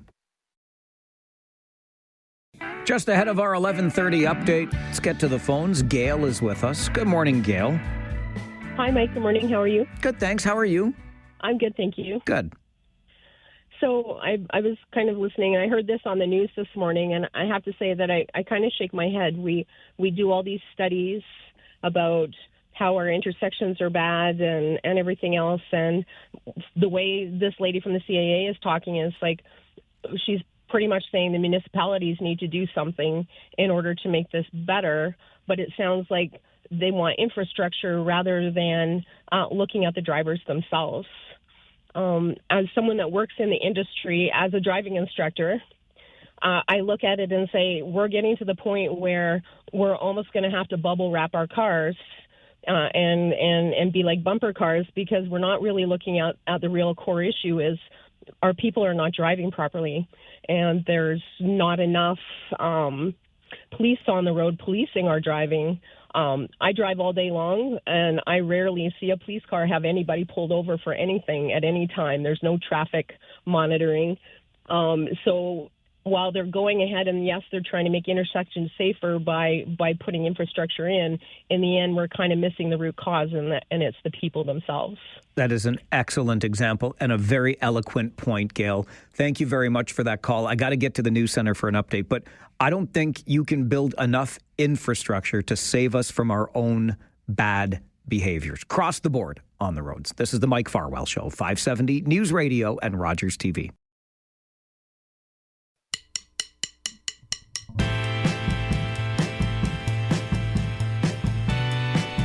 Coincidentally, I just inserted myself. Like, I butted right in, but that's what social media allows you to do when two people that you follow are having a discussion about, the Stanley Cup. And in particular, how Sam Bennett, the dirtiest player in hockey, was awarded the Conn Smythe Trophy as playoff MVP. Sure, go ahead and concuss Anthony Stolarz, the Leafs goaltender, but you can still not only stay in the games, but go on and win the Stanley Cup, and we'll name you the best player, the most valuable in the Stanley Cup playoffs after you concussed the goalie of the team that gave you the best run in the playoffs. That's right, my Toronto Maple Leafs and yours, because even if you say you're not a fan of the Leafs, I know that deep down you're a fan of the Leafs. Took Florida to 7 games. Nobody else even came close to giving Florida that much of a push. Remember when the Leafs went on the road and won Game 6 in Florida? Forget how they fell apart in Game 7. Anyway, the Leafs gave the Florida Panthers the very best run of anybody in these playoffs before the Panthers won the Cup. Anyway, I bring up that conversation happening on social media that I butted in on because I couldn't resist taking another shot at Sam Bennett of the Florida Panthers. If you're a member of the Bennett family, my apologies for talking about him the way that I do, but he is who he is, and he's the dirtiest player in hockey. I did, though, on the flip side today, wanted to ask you about the Stanley Cup playoffs, and in particular, the final, and the team that was ultimately crowned Stanley Cup champion. Back-to-back titles now for the Florida Panthers. But more to the point, 32 years and counting since Canada has won the Stanley Cup, or a Canadian team has won the Stanley Cup. And you know the rules. Don't go telling me which Canadian team last won the Stanley Cup in 1993. I know the name of it, but the name of that team does not get mentioned on this show.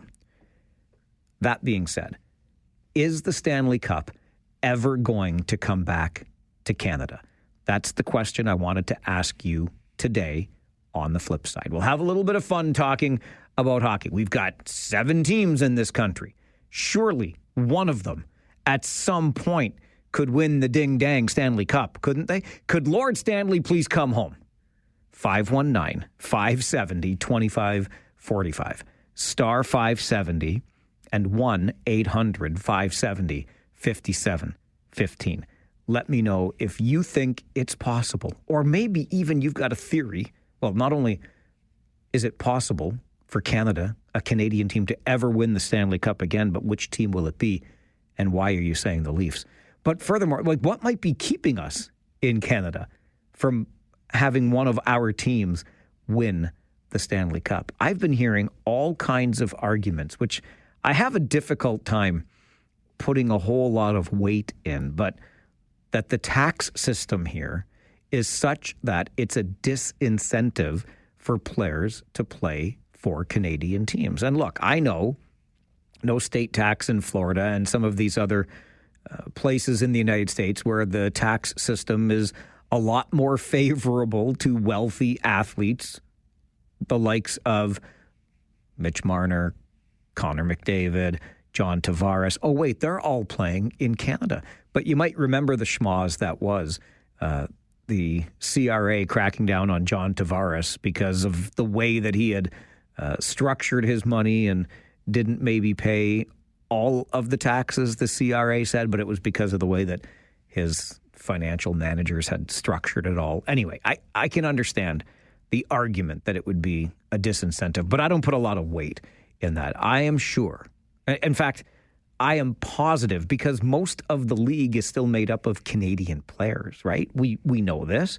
So I think that these players would love nothing more than to be on that team that finally brings a cup back to Canada. But if Connor McDavid and Leon Draisaitl, two of the best players in the game today, cannot win with the Edmonton Oilers, what in HE double hockey sticks is it going to take? So again, on the flip side today, I ask you the simple question. Can a Canadian team ever win the Stanley Cup again? What is holding us back? 519-570-2545. Star 570 at 1-800-570-5715. You know if, and I hate that I have to kind of say if, I want to say when, but each and every year I begin to doubt just a little bit more. If the Toronto Maple Leafs ever manage to win that elusive Stanley Cup, the members of that team, from the president of the team and the director of hockey operations down through the coaching staff to every player, they will never buy another drink in the city of Toronto for the rest of their natural lives. People will bend over backwards to treat them like royalty because the cup was finally brought back to Toronto.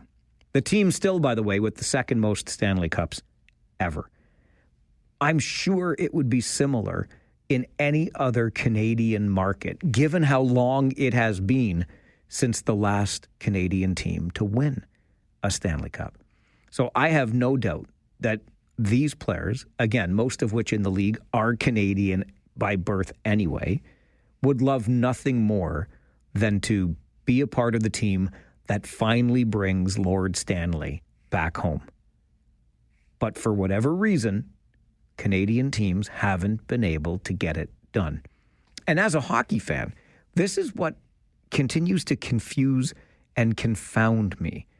You look at what the Florida Panthers have done, back-to-back championships, and the moves that they made at the deadline this year to get another dirty player like Brad Marchand to play alongside the dirtiest player in Sam Bennett, and this player and that player, and the way they all competed together as one, every bit the team, as opposed to the players I mentioned a moment ago, Leon Draisaitl, Connor McDavid, two superstars, on a team that had a lot of good players, but you kind of had these two guys that stood head and shoulders above the rest, whereas Florida is just a bunch of the same. They put one line out there and then the next line and the next line, and it's all team, team, team. I just don't understand when you analyze this and you see the system, the playbook, if you will, that Florida is showing you. Why can only the Florida Panthers pull that off? Like, what? Why? Oh, because there's no state tax? Come on with your coming on. I don't buy that for a hot second. Not for one hot second do I buy the fact or the argument that players are staying away from competing for Canadian teams because of the tax structure here. I think it's a fun argument, especially if you don't like how much tax we pay in Canada. That's fine. Take our national pastime and turn it into an argument against all the taxes we pay in Canada. I'm not buying it, but I am curious. And I can't help but wonder if sometimes we are just caught up in that lens of history. This is our game, right? The Summit Series, Bobby Clark, Phil Esposito, anything that needed to be done to win, we did. And we made sure Paul Henderson's Summit Series winning goal, it could go on and on. This game, it belongs to us, right? And somehow I just get this feeling that we can look at the playbook that the Florida Panthers have provided to us over the past couple of seasons. We can look at what the Vegas Golden Knights did, right? Brand new franchise in the National Hockey League. They said within 5 years, they're going to win a Stanley Cup. How many years has it been for my Toronto Maple Leafs and your Toronto Maple Leafs? It's been how many years? They just look at it differently. Where here, I think we always feel as though we're going to just fall back on Canada, our game. It's almost as if we can just will a championship out of this country. But I'm curious as to what you think. Because at some point, like odds are, eventually, this Canadian hockey team Stanley Cup drought has got to end. Vancouver, Calgary, does Edmonton even get another chance? Winnipeg, Ottawa, Toronto, and that other team over there I'm not going to mention, the team that shall not be named. Surely, eventually, one of them can win the Stanley Cup again. Can't they? Let me know. Back-to-back for the Florida Panthers. Canada, now 32 years and counting without a Stanley Cup championship. Will a Canadian team ever win again? 519-570-2545, star 570, and 1-800-570-5715. It's the Flipside on the Mike Farwell Show, 570 News Radio and Rogers TV.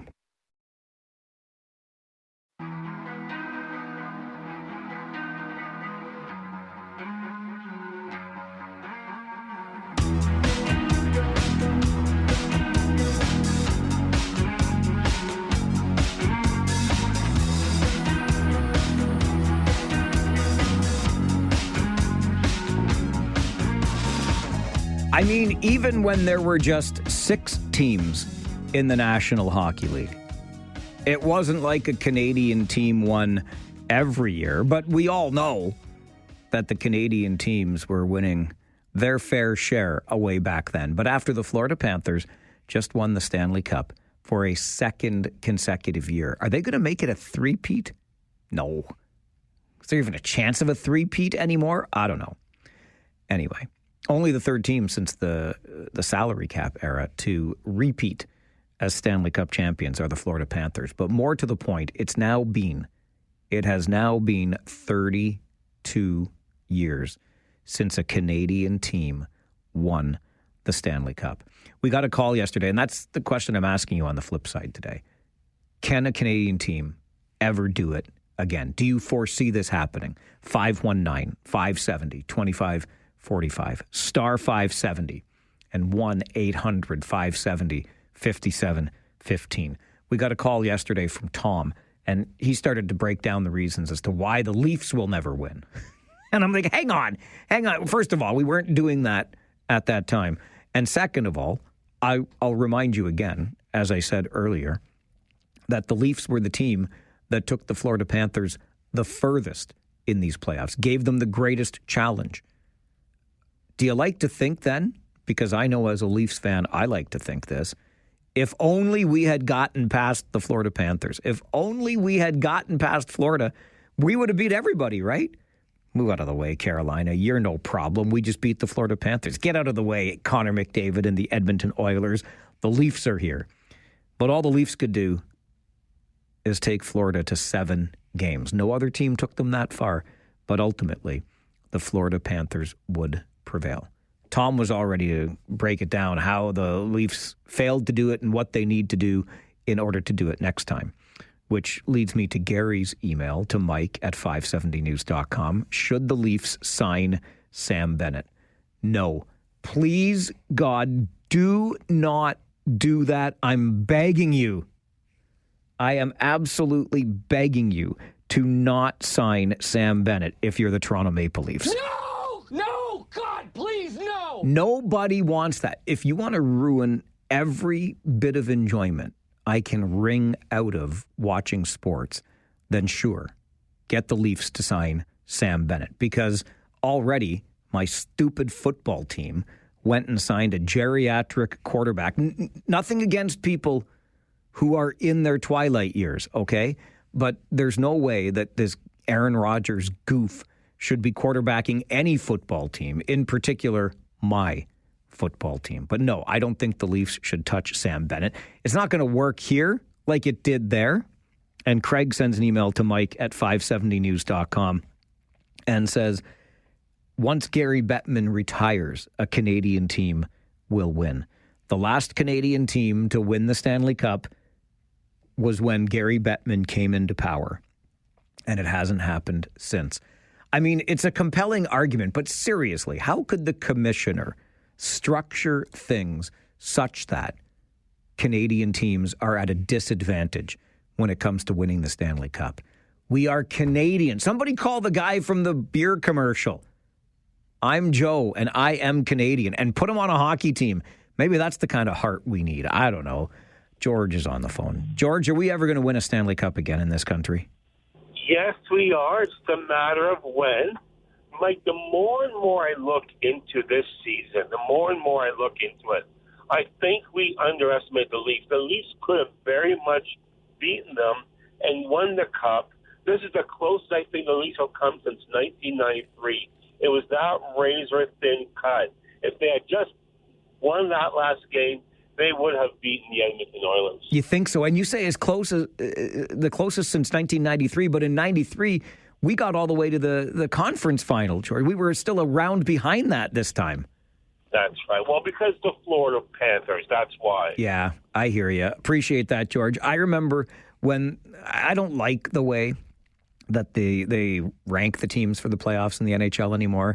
And it almost could have been Toronto, Florida in the first round. But ultimately, I said, you know what? You got to beat them all anyway. So beat them when you can. And as George just said, well, second round, third round, first round, it's the Florida Panthers. They were that good. Jersey Bill, how do you see this from your perspective? Well, you know, when you got 25 teams in the U.S. and only 7 in Canada, I mean, that sort of stacks the odds against you. That's a worse ratio than when you had 4 American teams and 2 Canadian teams back in the old days. I remember the 6-team league. That's right. So is it the commissioner's fault then, all this expansion to all these new markets just squeezing us out? I have a solution, and okay. I've told you this before. I think they should add at least one more team in Canada, and I don't care where they put it, right? So you have eight teams that make a Canadian conference, then make an Atlantic Conference, a Central Conference, and a Pacific Conference.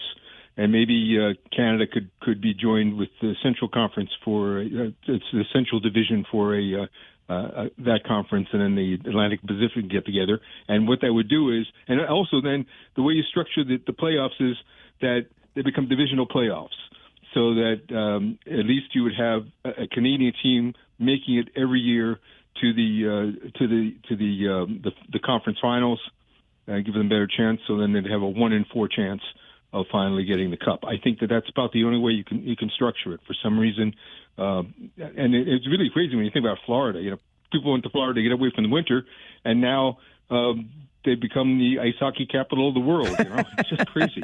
But if I'm understanding you correctly, Billy, and I hear where you're coming from, and I can get behind it. But basically, you're saying we're going to have to rig it in our favor if we ever want a Canadian team to win again. It's not so much rigging it. It's just looking at geography, right? If you got all these teams in the U.S., one or two of them are going to overspend or get those superstar players or the right chemistry in the team. That's always going to be able to get past these Canadian teams. It came close this year, right? I mean, both Toronto and Edmonton came close, but not close enough. Famous last words, Billy. Famous last words. Thank you, my friend. Good to hear from you. Let's set it up. Let's get an 8th Canadian team. I recommend Hamilton because that's all Hamilton's ever wanted is to be an NHL city like their big sister, big brother in Toronto. And we'll make the 4 conferences with the Canadian Conference being one of them. And we'll set it up. We'll stack the odds better in our favor as opposed to being one of 7 chances against 25 American chances. How about that? And then maybe finally we can bring the cup home to Canada. This is the Mike Farwell Show, 570 News Radio and Rogers TV. Rob sends an email to Mike at 570news.com. Says if the Leafs want to win, they have to sign Marchand and Bennett. What, from the seniors' home? And then he goes on to say that they have to get rid of Austin Matthews because he's too soft. Okay, you push my buttons all you want. I'm not falling for it.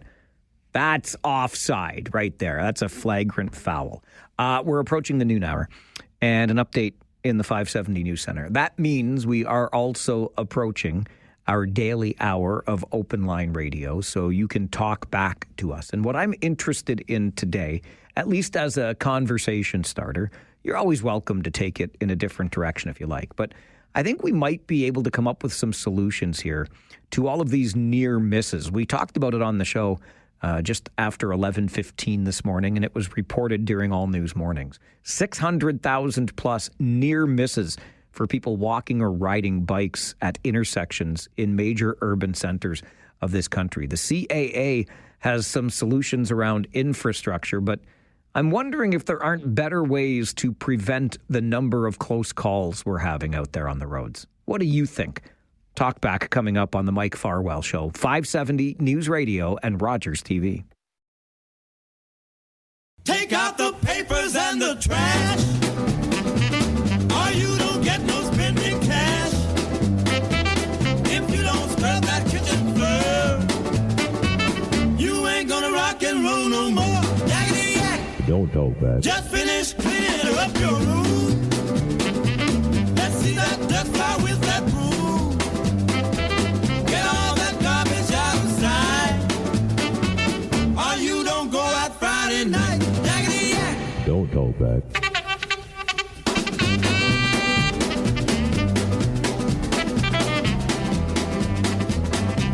Our reporter Josh Piercy was telling you the story this morning of all of the near misses or near hits, I guess, I don't know, on our roads, thanks to a study commissioned by the CAA.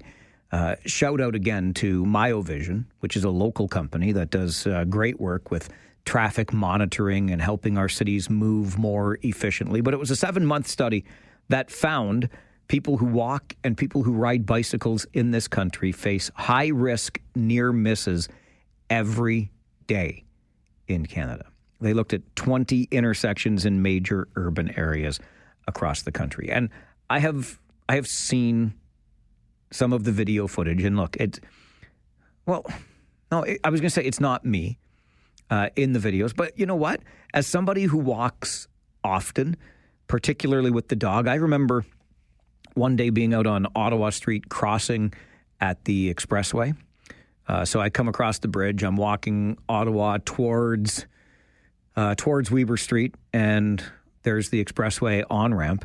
And as I'm about to cross, a vehicle that was turning right to get onto Highway 78 going west, there's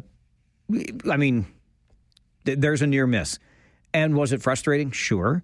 But was I paying attention to my surroundings and making sure that as I crossed, I wasn't going to get hit by a vehicle. Yes. I get it. We want people's behaviors to be better. What the CAA has been saying, though, is that there are improvements that can and should be made to infrastructure to reduce the likelihood of something terrible happening, because a near miss means we are that close to having something terrible happen. So how can we improve these intersections? And I'll just be honest with you. I mean, I've struggled with this lately ever since the spandex warrior freaked me out on my drive home down Glasgow Street one night the other week. Like, he cut from being on my right, cut between me and the vehicle ahead of me because the vehicle ahead of me was about to turn, just zoom out of nowhere, and so dangerous. And I thought to myself, there's not a bike lane in the world that is going to save that person,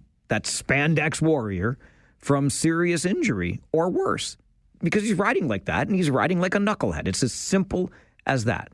Ride like a jackwagon, get jackwagon results. Huh? Anyway, and so I just got me thinking about this, and I think all the money we spend, all the energy we invest in this, and really, what's the answer? The answer is using our ding-dang brains. That's what the answer is here. And I know that comes across as harsh to anybody. I was one of those walkers. The person driving that car was not using their brain. But you know what? I was using my brain. And as a numbers guy who likes to play the odds, right?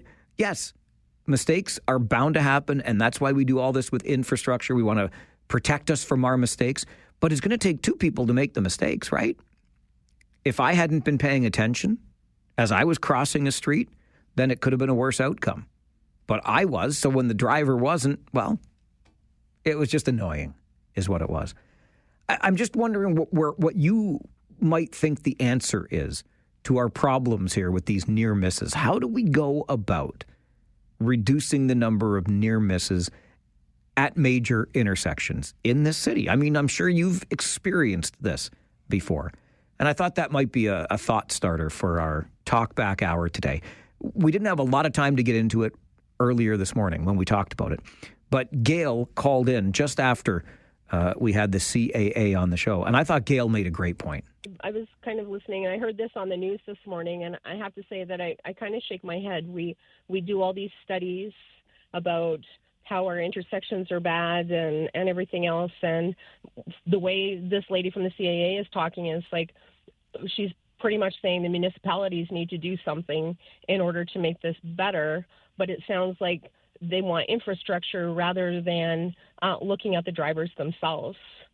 As someone that works in the industry as a driving instructor, I look at it and say, we're getting to the point where we're almost going to have to bubble wrap our cars and be like bumper cars, because we're not really looking at the real core issue is our people are not driving properly, and there's not enough police on the road policing our driving.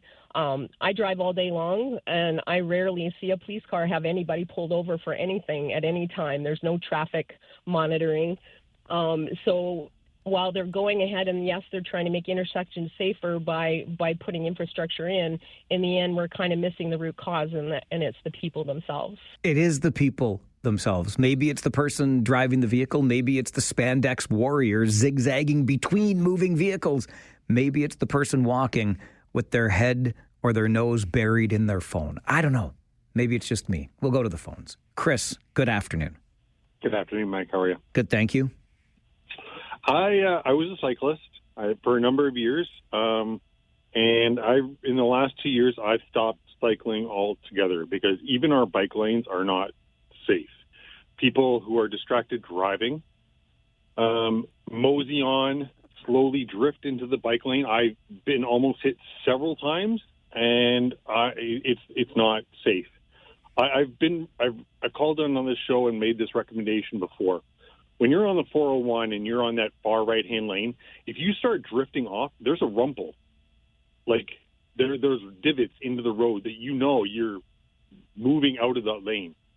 We could actually implement something like that to separating the regular road in the bike lanes themselves. I'm not looking for solid infrastructure, but something like that. And I also agree with the caller earlier. The drivers' behaviors need to change. I think that cell phones themselves if you're doing over 30 kilometers an hour, that the data should be immobilized. You shouldn't be able to use your cell phone at 30 kilometers an hour, and that would discourage people from even looking at their phone if they know that's disabled. Chris, it's a great point. And, you know, my phone has this driving feature on it where you can't see incoming messages. If the phone knows that, maybe it could be disabled, so you can't use your phone while the vehicle is in motion. Guess what? You'll survive. And I say that to people walking their dogs. I see them walking their dogs and looking at their phones. Why can't you just walk your dog? Why do you need to be on your phone while you walk your dog? To me, that speaks of a level of addiction. I have trouble with it. I really do. Talkback continues on the Mike Farwell Show. And to what Chris is saying, distracted driving, I get it. Rumple strips, you know what we have at train tracks, right? And some intersections now where there's a different surface, like I don't know what to call it, but there's like a steel or some kind of different surface, you know, the ridged something or other, piece of iron, whatever it is, partly for people who are visually impaired, right? Also partly for people who aren't paying attention and they realize when they step on something different, a little ridged piece of iron, they realize, oh, maybe I should pay attention here. They have it for people on feet too, as well as people behind the wheel. Anyway, Talkback continues. I was saying that a moment ago. See what happens when I get on a tangent? This is the Mike Farwell Show. 570 News Radio and Rogers TV.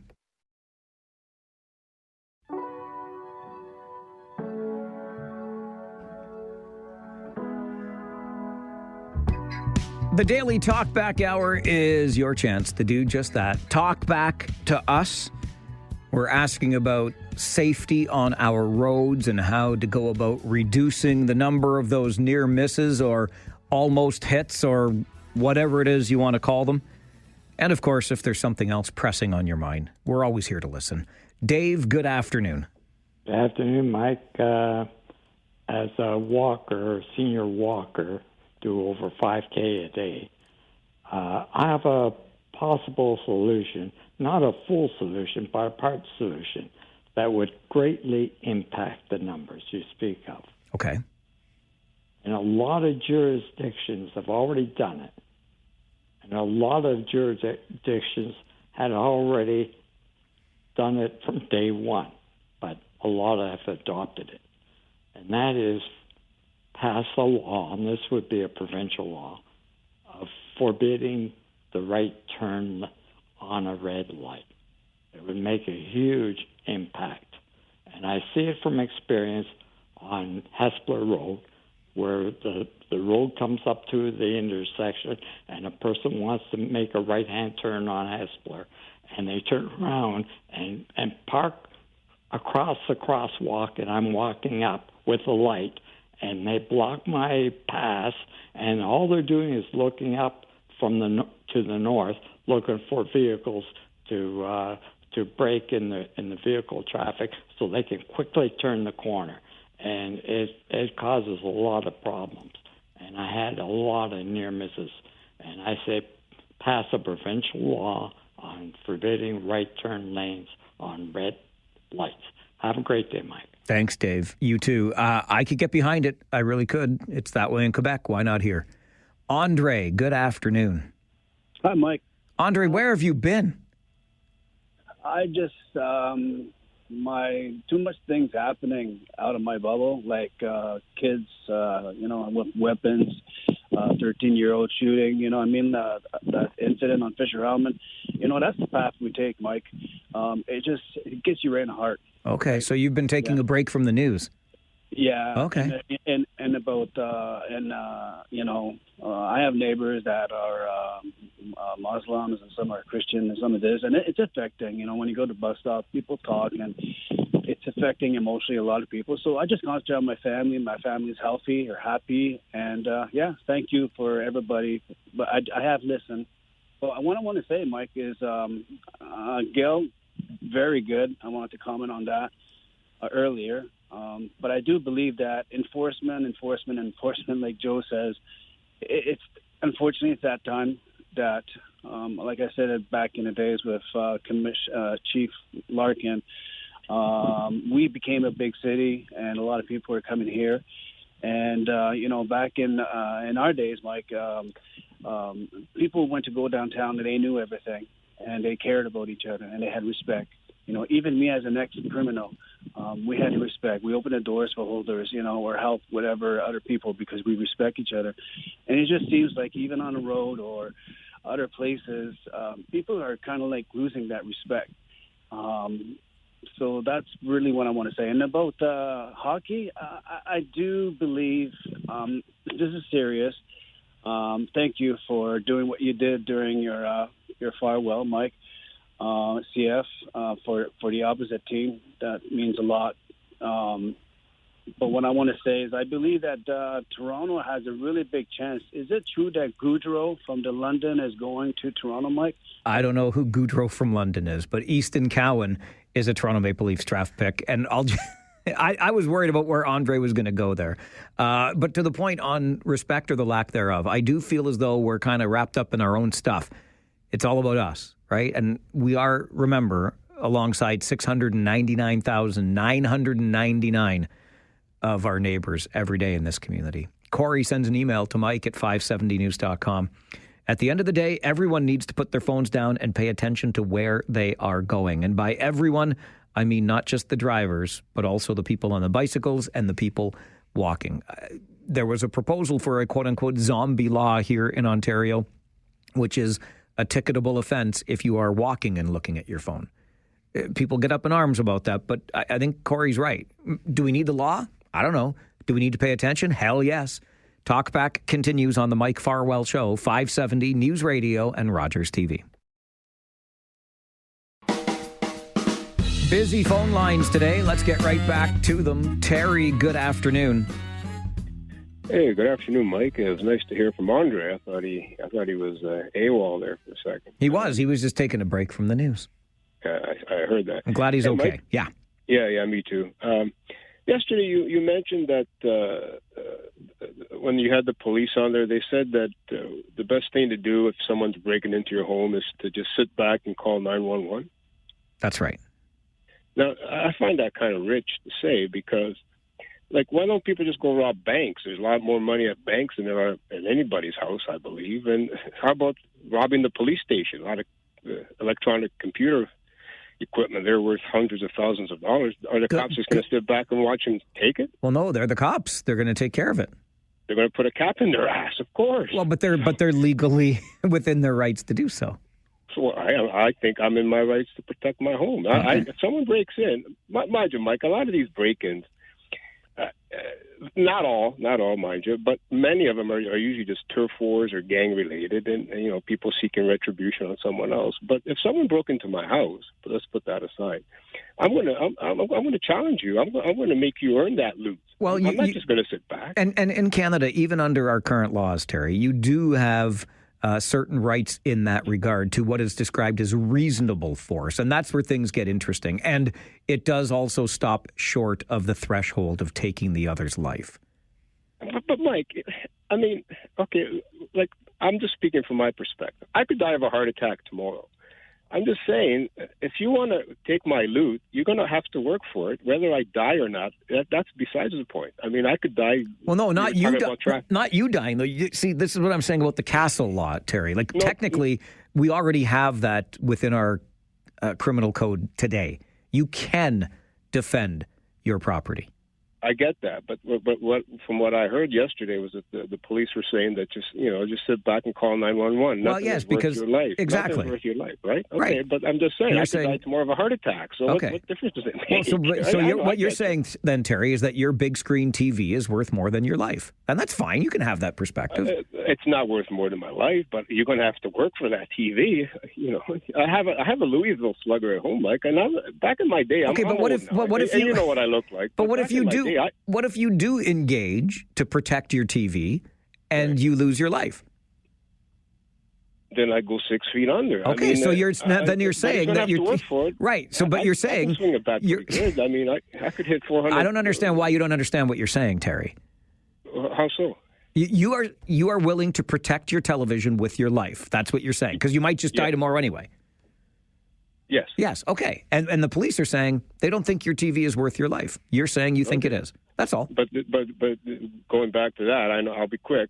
They're saying one thing, but then if you break into their police station, they're going to do everything they can to protect you from taking, or to protect themselves from you taking their equipment. Okay, I think that's a poor connection, but that's up to you. Okay, Mike. Anyway, no worries. Thanks. Thanks, Terry. I don't know. I think there's probably a reason police stations don't get robbed. There's a lot of backup there too. Talkback continues on the Mike Farwell Show, 570 News Radio and Rogers TV. Right back to our busy phone lines we go. JB, how you doing, buddy? JB. Hello. Hello. How you doing, Farwell? I'm good. How are you? I'm good. It didn't click like it normally does, so I was a little confused. That's Sorry. okay. Don't worry about a thing, buddy. It felt like that last ad break before Terry's call was a little longer than usual. Is that? I don't know. Maybe I'm just having an impatient day. Anyway, the traffic stuff. The thing that bugs me the most still is, I live in a little suburban neighborhood, and people still don't stop at stop signs. Rolling stops aren't even a thing anymore. They're maybe reducing their speed by 5 or 10 kilometers an hour, but you want to talk about safety, that to me is the biggest safety issue that I can think of. And that's coming from somebody who has to walk everywhere and has to worry about his surroundings a lot more because I'm visually impaired. So it's more challenging for me to sort of see it coming, so to speak. So what you're saying though then is not following the rules of the road. Correct. Yeah, I get it. Totally get it. I've also seen police not actioning things like people running stop signs, people running certain red lights that aren't, camera enforced and so on. So there's a bit of a frustration there as well. I can understand that for sure. And here's the thing. I'm honestly wondering if we're not going to get to the point where there is technology at every intersection keeping us in check, right? Technology to make sure that we do come to a stop at a stop sign. Technology to ensure that we're not running that red light. Technology to ensure that we are not speeding. Technology to ensure that we are not looking at our phones. Here's a little experiment for you, if you would ever be so inclined. And listen, it would be your own time, and I know how valuable that is, so it's up to you. But just for poops and giggles, go stand on the corner of Weber and Fairway, or King and Fairway. You know where I mean? Go to the Charcoal Steakhouse. Enjoy a nice dinner from our friends at the Charcoal. Then go stand on the corner there. It's a very busy intersection. And watch the vehicles. Watch the drivers in those vehicles. I will bet you dollars to donuts you will find more infractions than you can count. We couldn't possibly have enough police officers in terms of people power. We could not possibly issue enough tickets. The answer, it lies within us. It really does. We got to be better at this. Kyle, good afternoon. I have a solution for this. Okay. We just ban cars. Since this region loves to ban things, I think we just get rid of the cars, and then there'll be no issues like this after that. Okay, good idea. How are you going to do your job as a delivery driver? Well, that's easy. I will buy a bike. There's courier bikes that do 70 or 80 kilometers on a charge. 70. I thought you were going to say 70 or 80 kilometers per hour. No, I drive within the legal limit of 15, whatever that bike is supposed to do. I don't know. But yeah, no, it's they're called courier bikes. So there's a company called Rad Runner, and they make courier bikes. And there you go. I'm set. And if that doesn't work, then I'll just go back to the old horse and buggy type of way of doing things too. But that's the solution. Cars, because if we're going to ban fireworks and start banning all these other things, we might as well do this as well, since we don't have issues with the bike lanes and all that stuff, Mike. So anyways, thanks a lot, my friend. All right, Kyle. Appreciate that. I think Kyle's being tongue-in-cheek, but I get it. It'd be a lot harder to make as much money as you make if you're on a courier bicycle. Glenn, good afternoon. Mike, how are you, sir? I'm fine. Thank you. And you?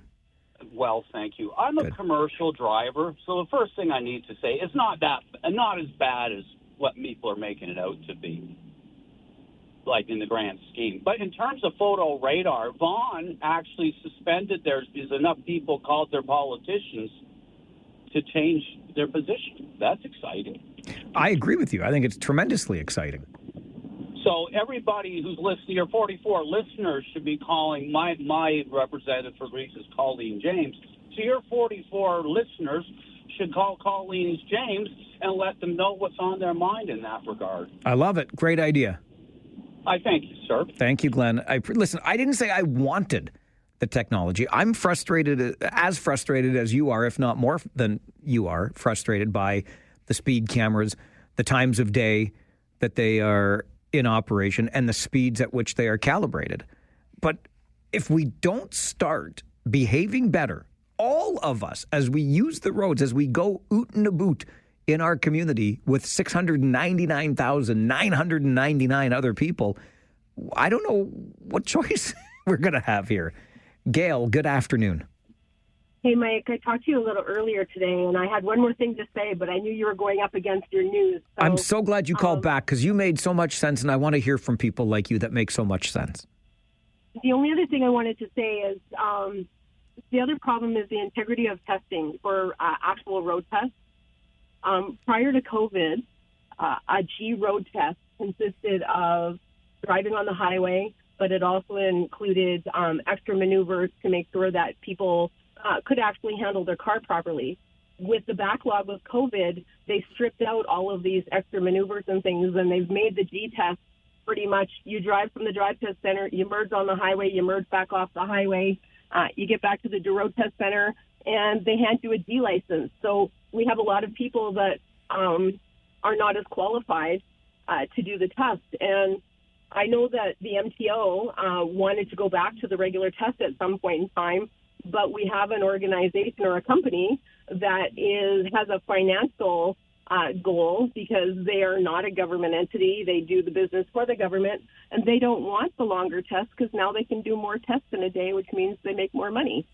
So they're not interested in turning the tests back to what it really should be, because there's a financial incentive for them not to care. But we are all suffering the consequences of that decision, aren't we?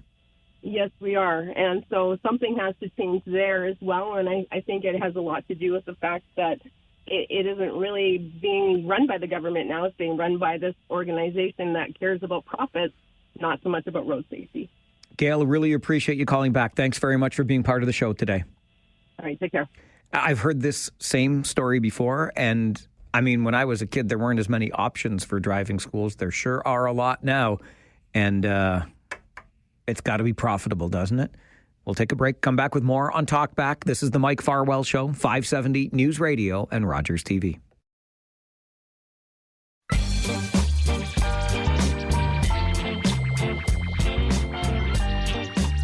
It is your daily Talkback Hour, the hour we give you each day to weigh in on something we've discussed during the show.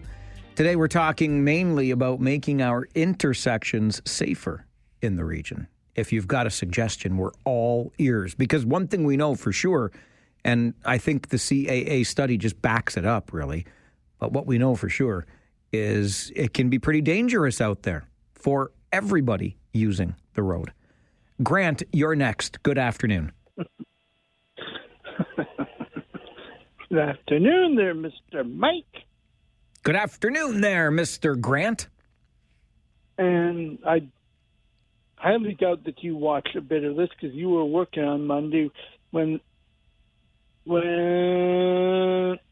Washington was having, wasn't it Washington that they were having that military parade thing jigger? For Donald Trump's birthday? Yeah, that's right. Yeah, I wouldn't have watched it if I could have, Grant. I thought it was kind of interesting, but I didn't realize of how much money it cost for that. You know, you could probably feed a lot of homeless people. Yeah, I don't know, and I just don't understand this Iran fighting. I just don't understand.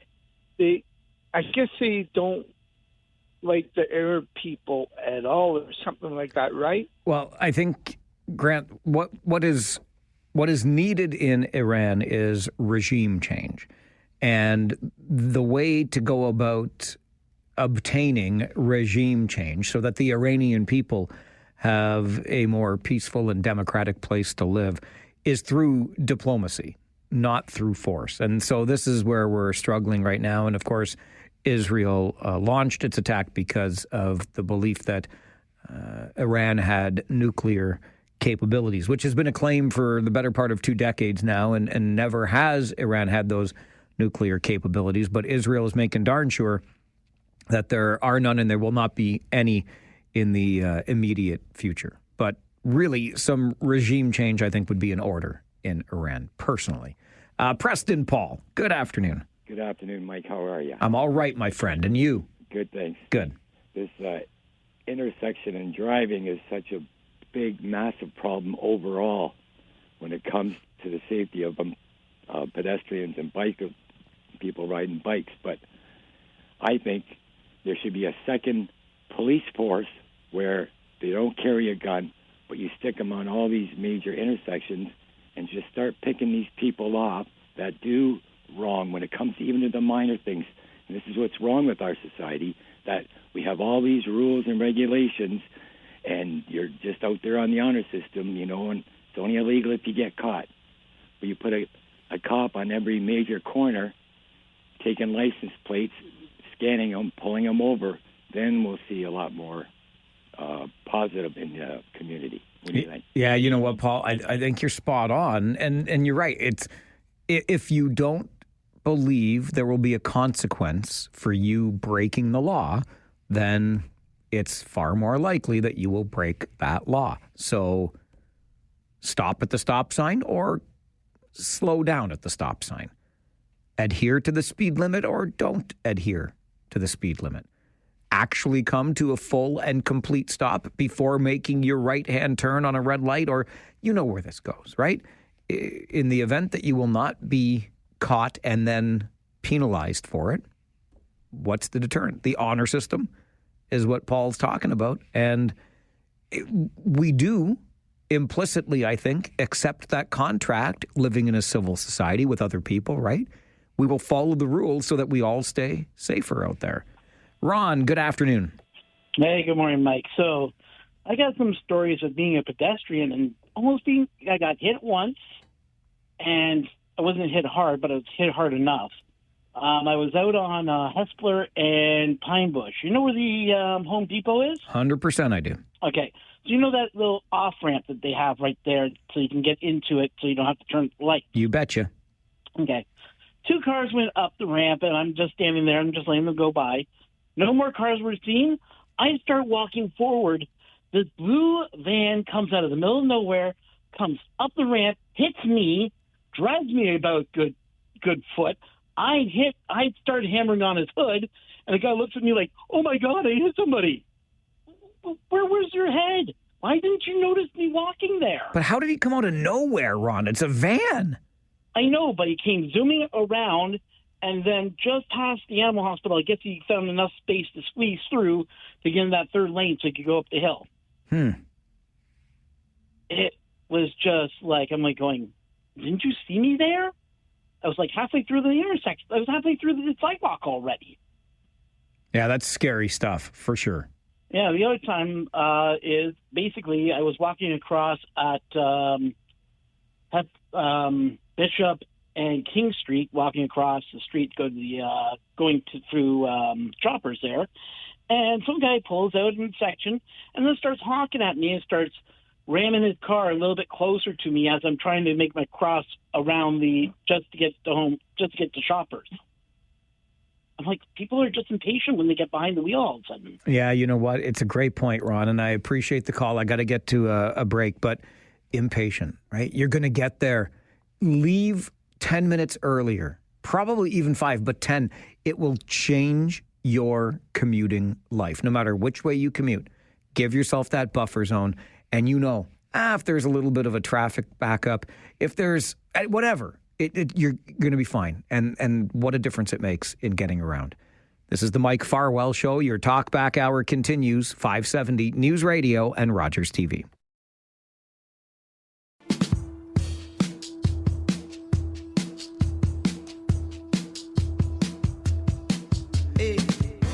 Our final minutes together today before we turn things over to Rob Snow with Now You Know. Let's get back to the phones on Talkback. Dan, good afternoon. Hey, Mike. Thanks for taking the call. Thanks for making it. I just wanted to, just a quick thing. I think it's not that I'm making excuses, but it's all part and parcel of just society and how fast everything is bang, bang, bang, and people are trying to get here, trying to get there. And then in the mornings, sleep is so valuable. People don't want to get up to give themselves that little bit of extra time to get where they're going. It's a snowball effect, I think. You know what I mean? I know exactly what you mean, Dan. You're right. We're not patient, and really, we're just we're spending a lot of time looking out for number one, and that's ourselves. Yeah. Yeah. Anyway, thanks. Have a good day. Thanks, Dan. You too. Appreciate it. Common courtesy. Sadly, I think it's less common these days, right? I'll just use the saying again. 700,000 people in this region by population. That means there are 699,999 besides you. You will encounter them every day, and you have the opportunity to make that encounter a pleasant one if you choose. It's up to you. Mary, good afternoon. Oh, Mary come lately. Mary come lately. I was trying to get in, but I couldn't. The lines were so busy. It's a popular show, Mary. However, you're so popular. No, all 44 people called today. No. But however, let's not waste time. For once in my life, I agreed with Terry. I don't usually agree with Terry, but I agree with him on that you should be able to protect your home. You can protect your home. No. How? Yes. How? You can.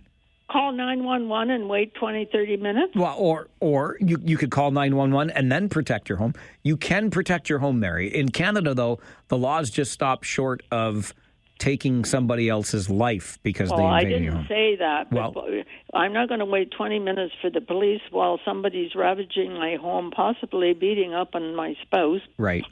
Okay. The other one was I have to be quick, the CAA person.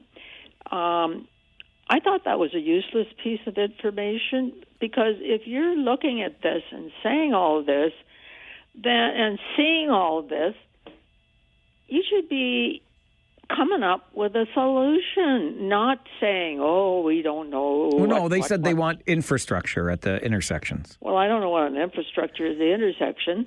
I'm just saying, I think they should say who's making the mistakes. All right, Mike, I agree. Not all the cars. Okay, got to go, Mary. Bye. Bye. A useless piece of information on this show? Mary, bite your tongue. Tell you what, though, I'm going to try to give you less useless pieces of information tomorrow, okay? Because we'll be back for the Friday show starting tomorrow morning at 9. My name is Mike Farwell. Bye for now.